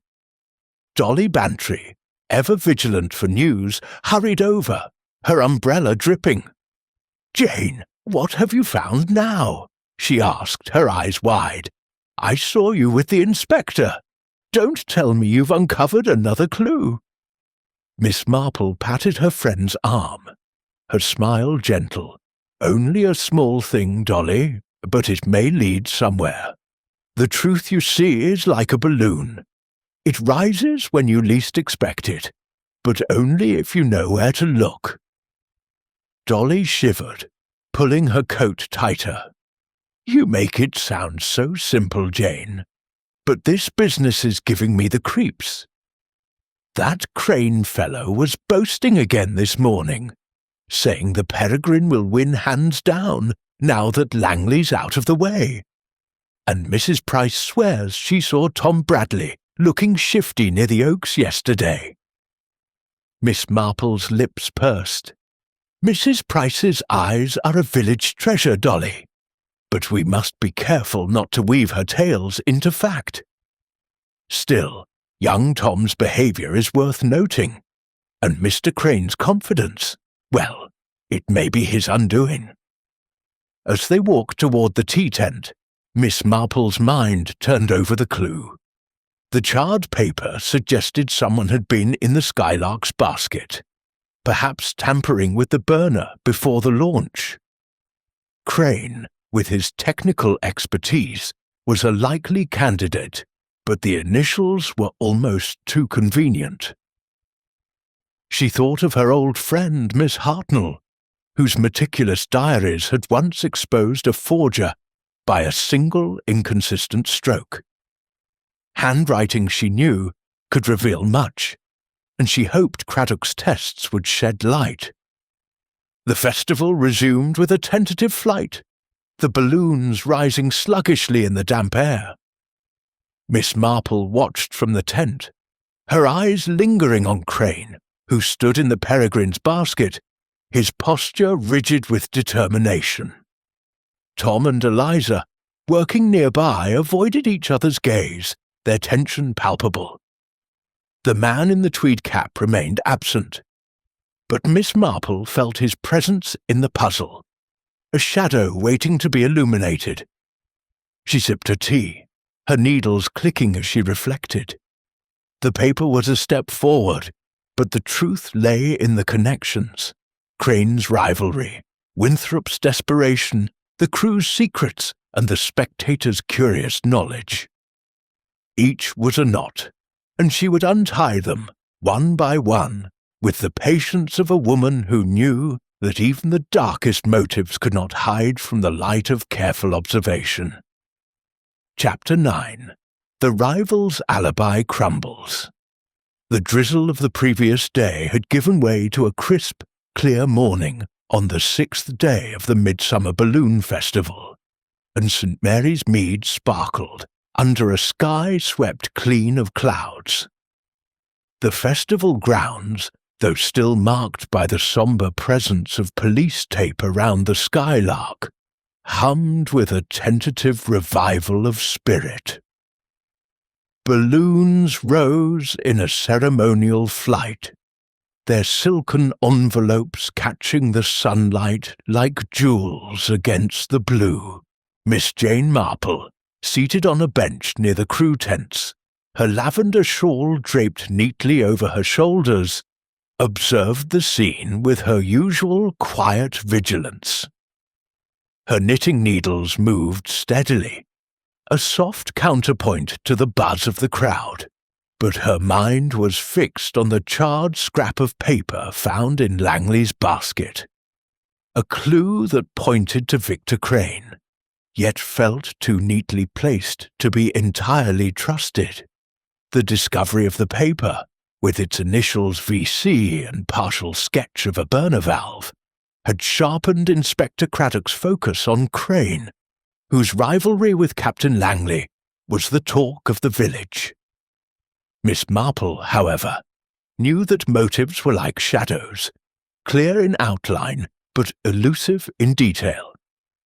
She recalled a case from her youth, when a forged letter had nearly condemned an innocent man, its author betrayed by a single misplaced flourish. Crane's ambition was undeniable, but was he reckless enough to leave such a damning clue? Or was someone weaving a net to ensnare him? As she knitted, her eyes drifted to the Peregrine, where Crane was preparing for the day's flight.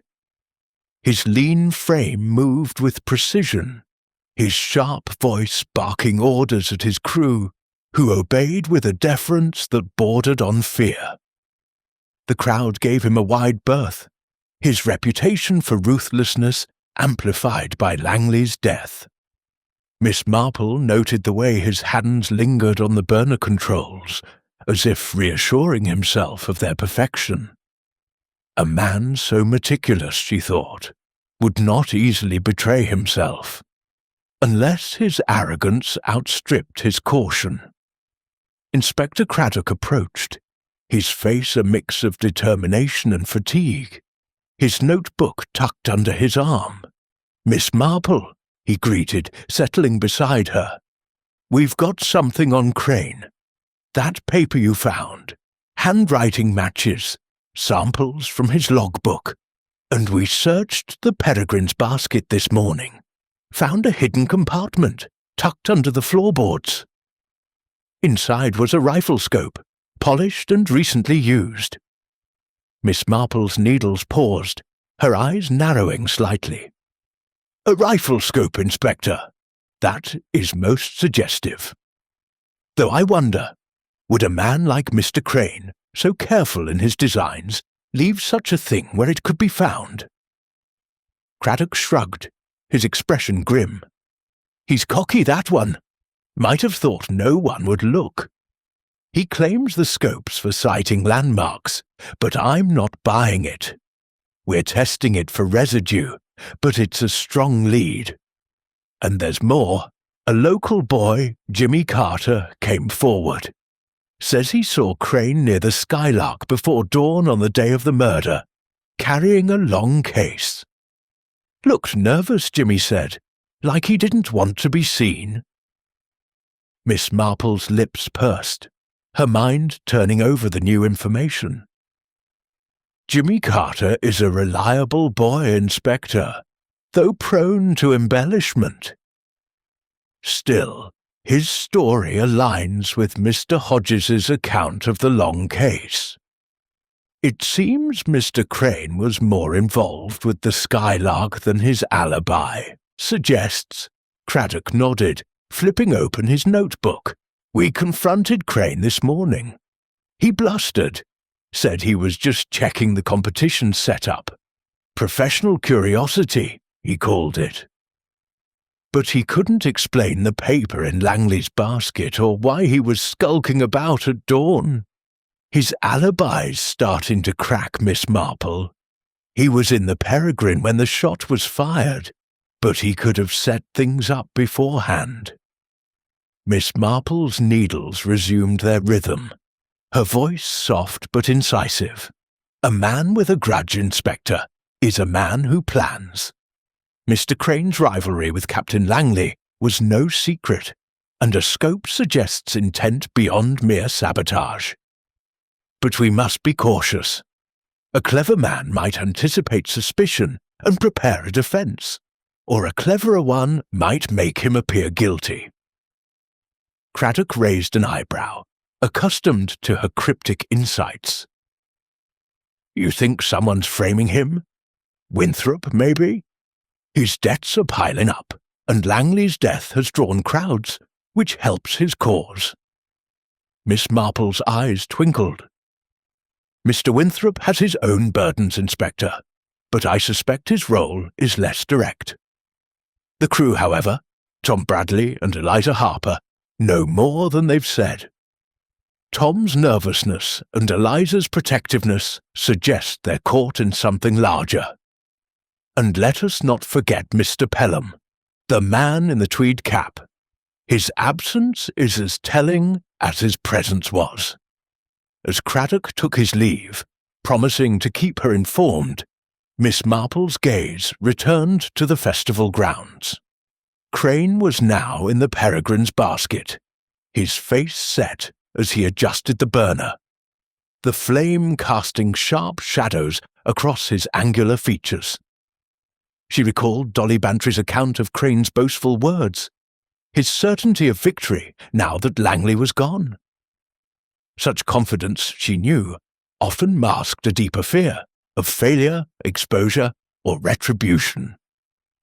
Dolly herself appeared moments later, her floral hat bobbing as she hurried over, her face alight with the latest gossip.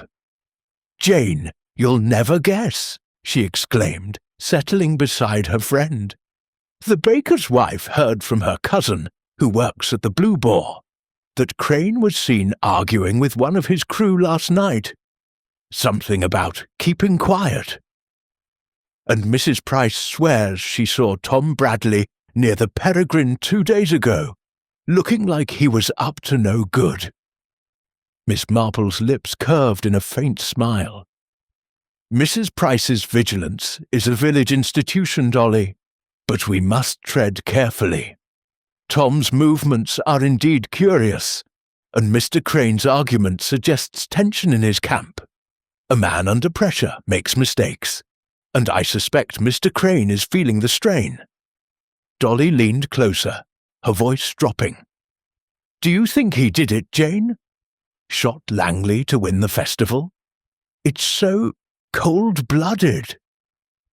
Miss Marple's needles clicked steadily, her expression thoughtful. Cold blood, Dolly, is often warmed by ambition. Mr. Crane wanted to surpass Langley, to reclaim his pride. A rifle scope and a clandestine visit to the Skylark suggest he was prepared to act. But whether he pulled the trigger or merely set the stage, I cannot yet say. People, you see, are rarely as clever as they believe. They leave traces, and we shall find them. as the balloons rose in their ceremonial flight, their colours vivid against the clear sky, Miss Marple watched Crane, his silhouette sharp in the peregrine's basket. The scope, the paper, the boy's testimony all pointed to his guilt, yet she felt a nagging doubt. The truth, she knew, was like a balloon's ascent, steady, deliberate, and revealing only when it reached the right height. She would continue to observe, her quiet presence a steady force amid the festival's turmoil, knowing that Crane's crumbling alibi was but one piece of a larger puzzle. Chapter 10. The Crew's Confession. The 7th day of the Midsummer Balloon Festival dawned with a brittle clarity. The air sharp and cool, as if the village of St. Mary's Mead itself were holding its breath. The festival grounds, though still marked by the grim cordon around the skylark, carried a faint pulse of resilience, with balloons preparing for a final series of flights before the prize ceremony. The crowd, subdued but curious, murmured with speculation, their eyes darting between Victor Crane's sleek peregrine and the police presence that lingered like an uninvited guest.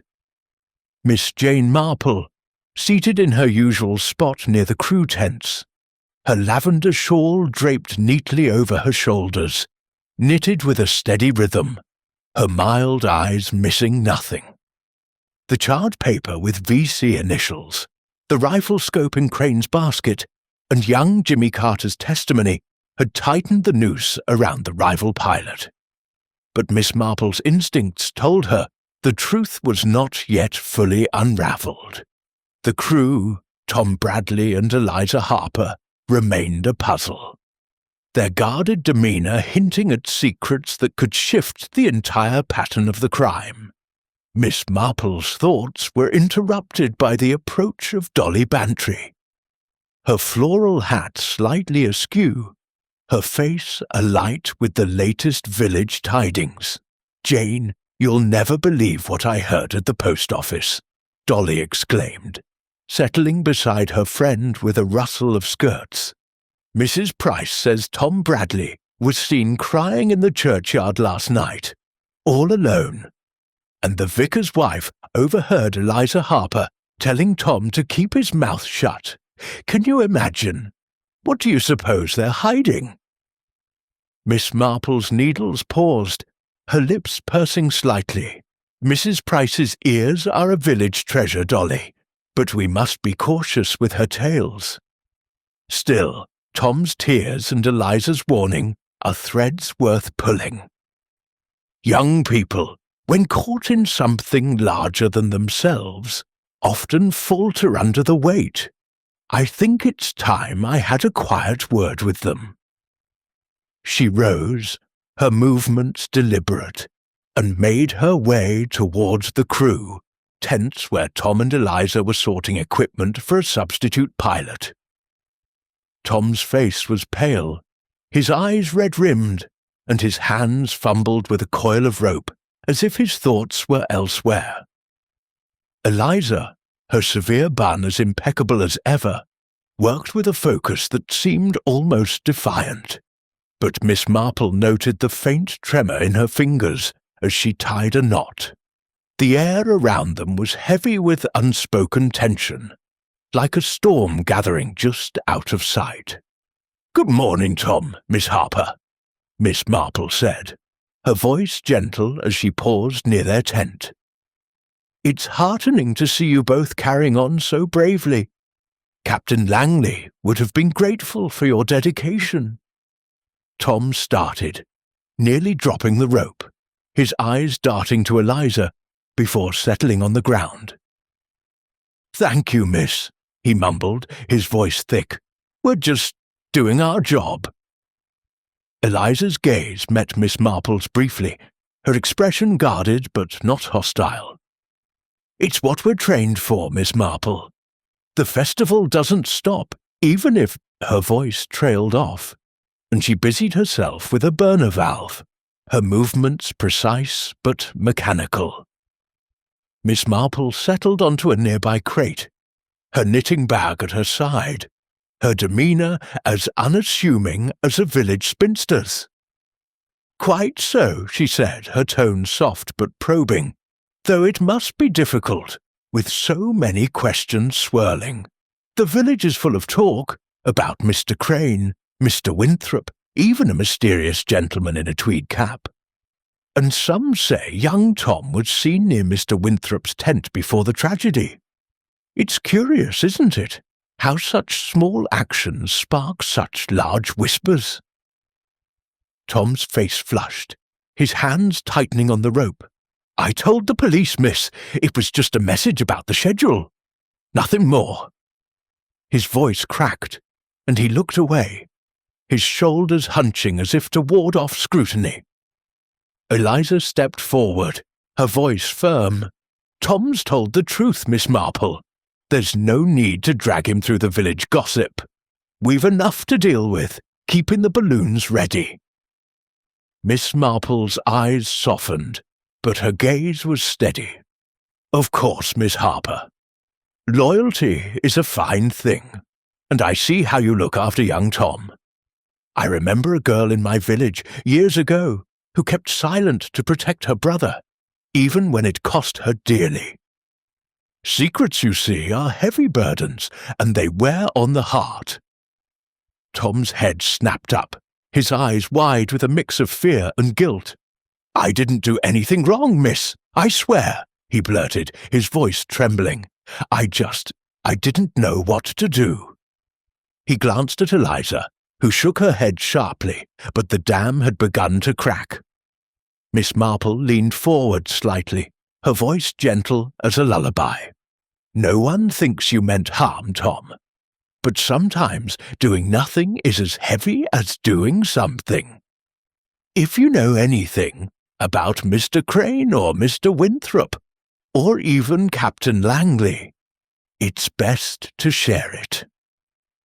The truth has a way of coming out, and it's kinder when it comes willingly." Tom's face crumpled, and he sank onto a crate, his hands covering his face. "It was Mr. Crane," he whispered, his voice barely audible. "He came to me a few weeks back, offered me money to tamper with the captain's burner, make it sputter, slow him down. I said no, miss, I swear I did. But he kept pushing, said it'd be easy, no one would know.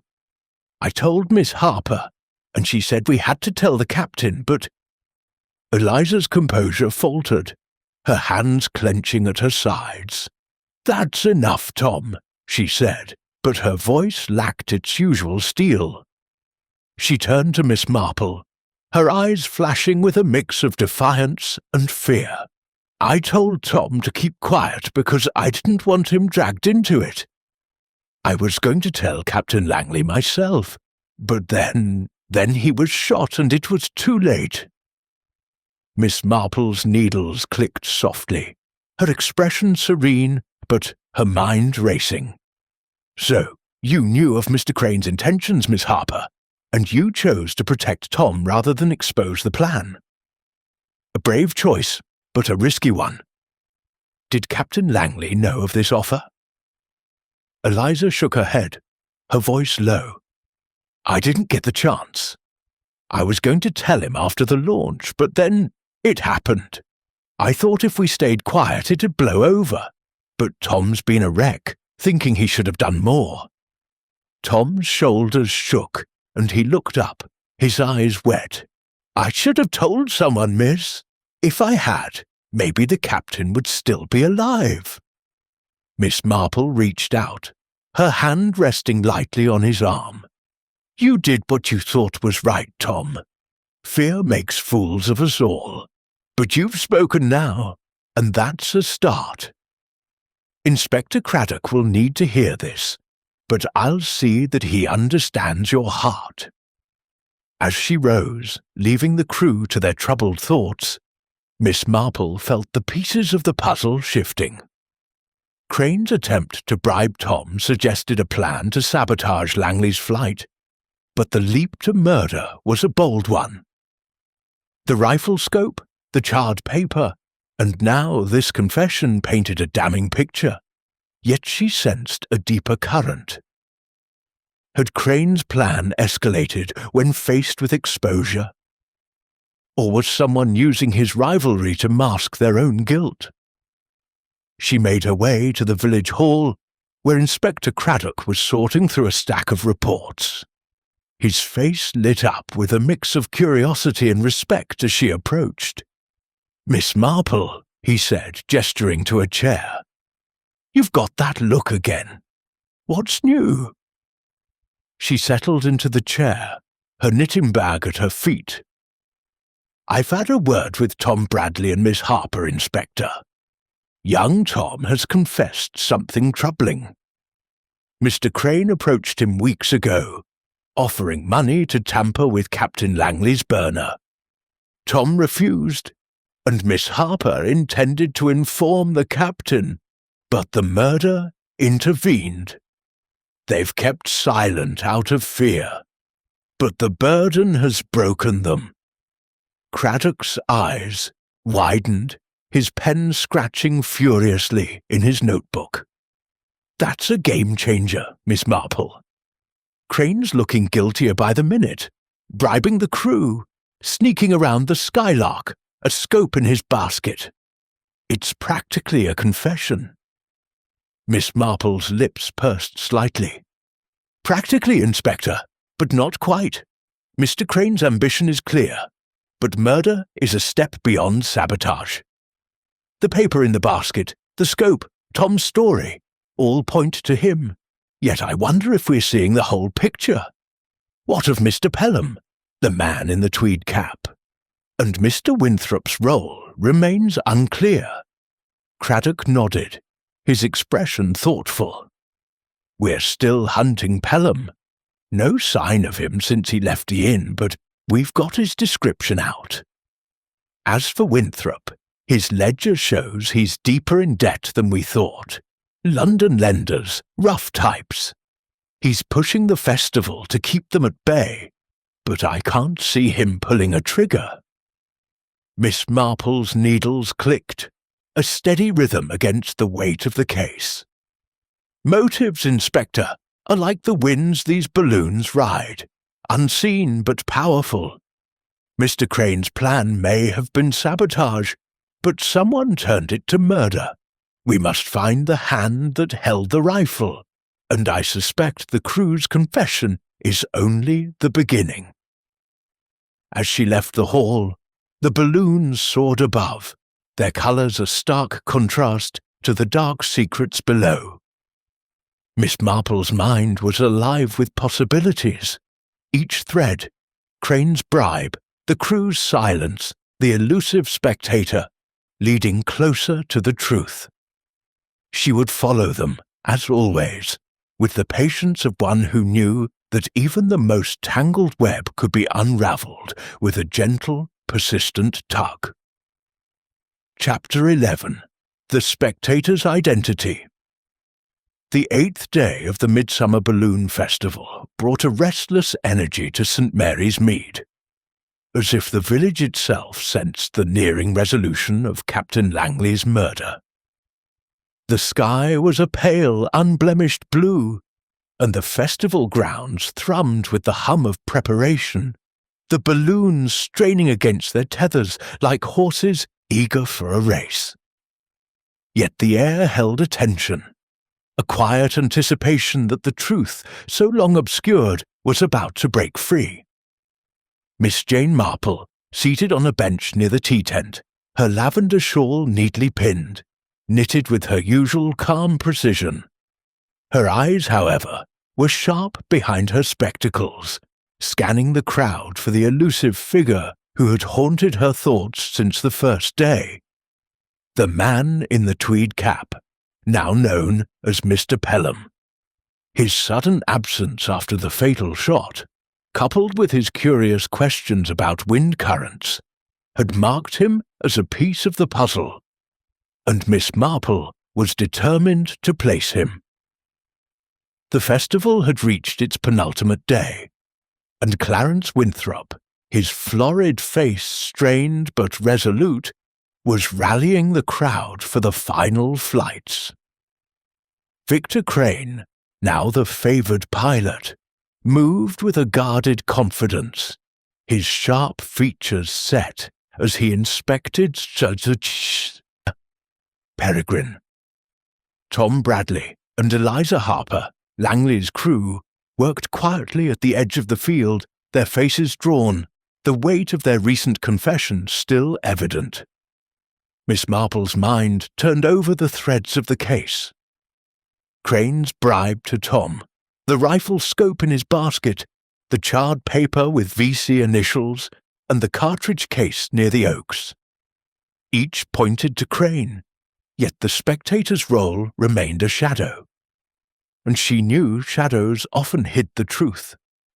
Her thoughts were interrupted by Dolly Bantry, who hurried over, her floral hat bobbing with excitement. "Jane, it's happened!"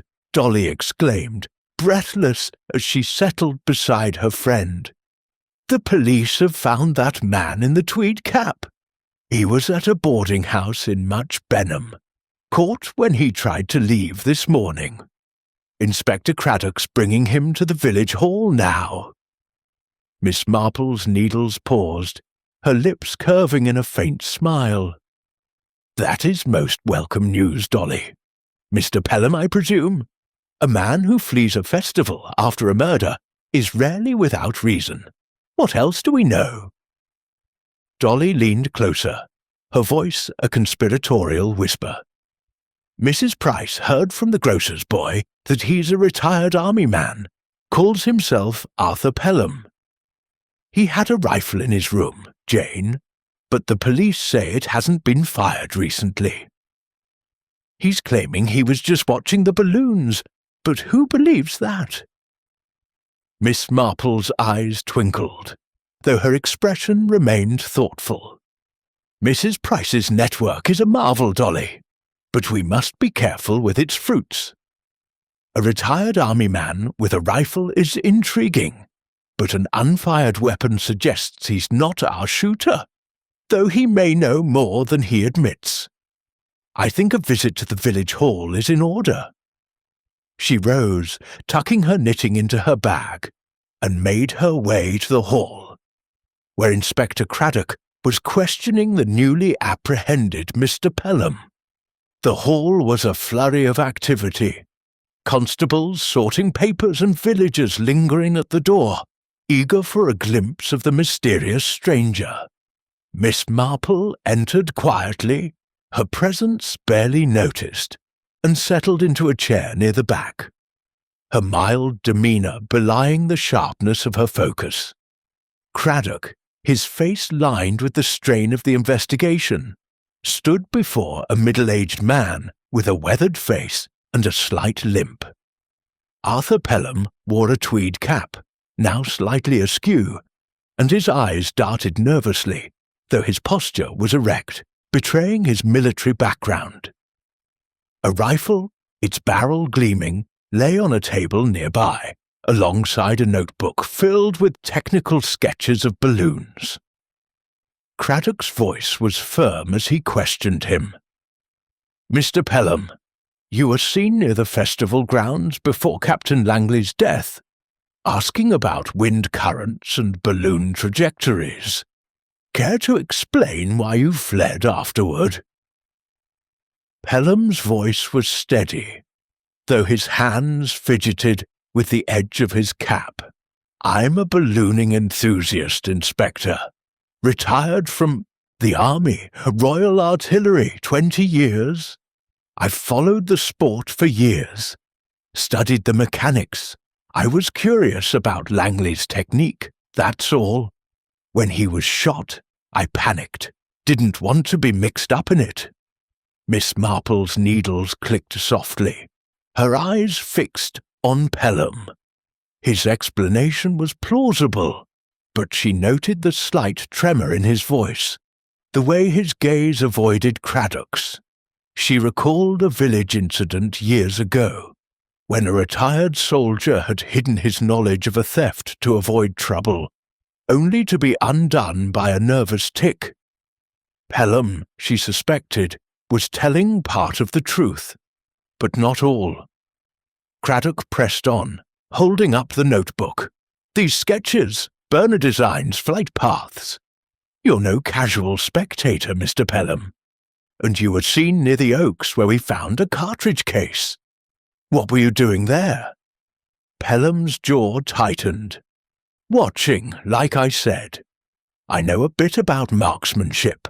Comes with the training. I was studying the balloon's ascent, noting the wind. I didn't shoot anyone, and my rifle's clean, as you've seen." Miss Marple leaned forward slightly, her voice gentle but clear.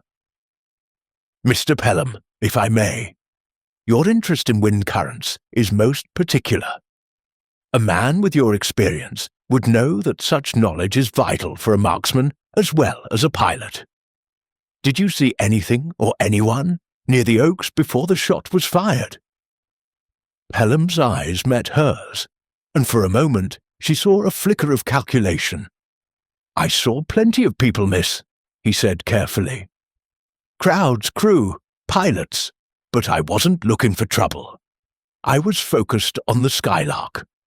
Langley was a master, and I wanted to learn from him." Craddock glanced at Miss Marple, recognizing her knack for coaxing truth. "And did you see Mr. Crane, perhaps, or anyone acting oddly?" Pelham hesitated, then shook his head. "Can't say I did. It was chaos after the shot, and I left quick. Didn't want to be caught in a mess." Miss Marple's lips pursed, her mind cataloguing his words. His denial was too swift, his manner too guarded. She thought of her old friend, Miss Weatherby, whose gardener had once concealed a poacher's identity out of misplaced loyalty. Pelham, she suspected, had seen something or someone, but fear or caution held him back. As Craddock continued his questioning, Miss Marple slipped out, her thoughts racing. She found Dolly waiting outside, eager for news. "Well, Jane?" Dolly asked, her eyes wide. "Is he the killer?" Miss Marple shook her head, her expression thoughtful. "I think not, Dolly. Mr. Pelham is a red herring, as I suspected. A man with knowledge but not intent. His rifle is clean, and his panic suggests he witnessed something he'd rather forget. But his presence distracted us from the true culprit, and I believe we're close to finding them." They walked back to the festival grounds, where the balloons were landing, their colours muted in the late morning light. Miss Marple's gaze lingered on the Peregrine, where Crane was conferring with his crew, his posture tense. Tom and Eliza, nearby, worked in silence, their earlier confession weighing heavily. The truth, Miss Marple knew, was rising like a balloon, its path clear to those who watched closely. Pelham's identity had clarified one piece of the puzzle, but the final knot, Crane's guilt or another's deception, remained to be untied. She would watch, as always, her quiet presence a steady force in the unravelling of St. Mary's Mead's darkest mystery. Chapter 12. Miss Marple's Revelation. The final day of the Midsummer Balloon Festival arrived in St. Mary's Mead with a serene brightness, the sky a vivid canvas of blue that belied the dark undercurrents of the past week. The festival grounds, though still marked by the sombre cordon around the Skylark, buzzed with anticipation as the crowd gathered for the closing ceremony and the awarding of the grand prize. Balloons floated gently above, their silken envelopes catching the sunlight, but the air held a quiet tension, as if the village knew that the truth behind Captain Langley's murder was about to be unveiled. Miss Jane Marple, seated in the village hall where Inspector Craddock had called a meeting of the suspects, held her knitting bag in her lap, her lavender shawl neatly draped over her shoulders. Her mild eyes, sharp behind her spectacles, surveyed the room with the calm certainty of one who had pieced together the final threads of a complex tapestry. The hall was crowded, its wooden benches filled with villagers eager for resolution. Clarence Winthrop sat near the front, his florid face pale and his hands fidgeting with a handkerchief. Victor Crane, his angular features set in a defiant scowl, leaned against a wall, his arms crossed tightly. Tom Bradley and Eliza Harper sat together, their faces drawn, the weight of their confession to Miss Marple still evident in their tense postures. Arthur Pelham, the man in the tweed cap, sat stiffly under the watchful eye of a constable, his retired soldiers bearing intact but his eyes wary. Inspector Craddock stood at the front, his notebook open, his expression a mix of determination and deference as he nodded to Miss Marple, inviting her to speak.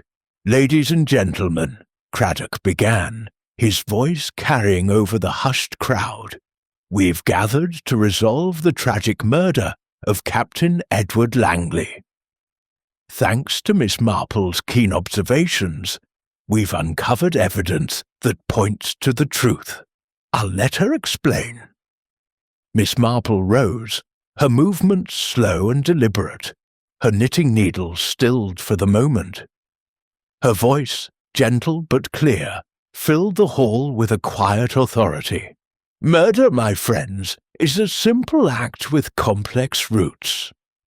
Captain Langley was a man of skill and charm, but such qualities often stir envy and ambition.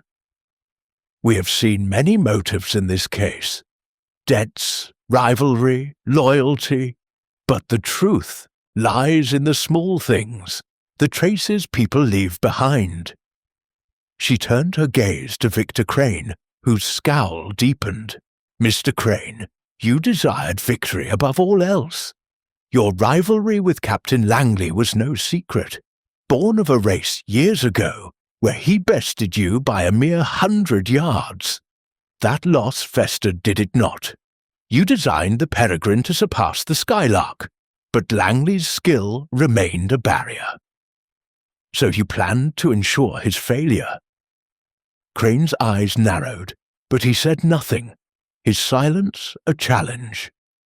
Miss Marple continued, her tone unwavering. "You approached young Tom Bradley, offering money to tamper with Langley's burner, a small act of sabotage to slow him down. Tom refused, and Miss Harper, loyal to her captain, intended to warn him. But you learned of her intent, didn't you? And sabotage became something darker." She paused, letting her words settle, then turned to the crew. "Tom, Miss Harper, you carried a heavy burden, keeping silent to protect each other. Your confession was brave, but it came too late to save Captain Langley. Yet it gave us a vital thread, the knowledge that Mr. Crane's ambition had turned to desperation." Miss Marple's eyes flickered to the charred paper on the table. Before Craddock, its VC initials stark against the singed edges. This paper, found in the Skylark's basket, was no accident. It bore your initials, Mr. Crane, and a sketch of a burner valve, evidence of your study of Langley's equipment. You dropped it, perhaps in haste, during a clandestine visit before dawn, as young Jimmy Carter saw. You thought it burned, lost to the flame, but small things survive, Mr. Crane, and they betray you. The crowd murmured, and Crane shifted, his defiance faltering. Miss Marple pressed on, her voice soft but relentless. The rifle scope in the Peregrine's hidden compartment was not for sighting landmarks, as you claimed. It was for precision, for a shot taken from your basket as it rose, moments after Langley's. The crowd's eyes were on the Skylark, giving you the perfect moment to fire. The cartridge case near the oaks, found by chance, was a miscalculation, perhaps dropped when you prepared your weapon. Craddock stepped forward, holding up the scope and the paper. We've matched the handwriting, Crane, and the scope has traces of gunpowder residue. Jimmy Carter's testimony places you near the Skylark before the launch, and Tom's confession confirms your attempt at sabotage. It's over. Crane's face paled, his hands clenching into fists. You've got no proof I fired the shot, he snapped, but his voice cracked, betraying his fear. Miss Marple's eyes softened, but her tone remained firm. You underestimated the village, Mr. Crane. People see things. Groundskeepers, boys, even old ladies like myself. Your ambition drove you to sabotage, but when Miss Harper threatened to expose you, you chose murder to silence her and eliminate Langley. You thought victory would erase your shame, but pride, Mr. Crane, always leaves a trace. She turned to Pelham, who sat rigid, his cap in his hands. Mr. Pelham, you were a distraction, a red herring, as I suspected. Your questions about wind currents and your military past made you seem guilty. But your rifle was clean, and your panic was that of a witness, not a killer. You saw Mr. Crane near the Skylark, didn't you? But fear of involvement kept you silent. Pelham nodded slowly, his voice low. I saw him, miss, near the oaks before dawn. Didn't think much of it till the shot. Then I bolted. Didn't want trouble. The crowd gasped, and Crane's defiance crumbled. He slumped against the wall, his eyes hollow as Craddock signalled to his men. Victor Crane, you're under arrest for the murder of Edward Langley, the inspector said, as constables moved to cuff him. Miss Marple settled back into her seat, her needles resuming their rhythm. As Crane was led away, the crowd's murmurs rising to a crescendo. Clarence Winthrop, his face a mix of relief and exhaustion, stood to address the crowd, promising a memorial for Langley. Tom and Eliza, their faces pale but unburdened, slipped out quietly, their part in the drama done. As the hall emptied, Dolly Bantry rushed to Miss Marple's side, her eyes wide. Jane, you were magnificent. How did you know it was Crane, with all those clues pointing everywhere? Miss Marple smiled, her expression serene. Human nature, Dolly, is the same in balloons as on the ground. Greed, pride, fear, they leave marks like footprints in the grass. I only followed them, as I always do. As they walked back to the festival grounds, the balloons soared in a final tribute, their colours bright against the sky. Miss Marple's thoughts were calm, the puzzle complete.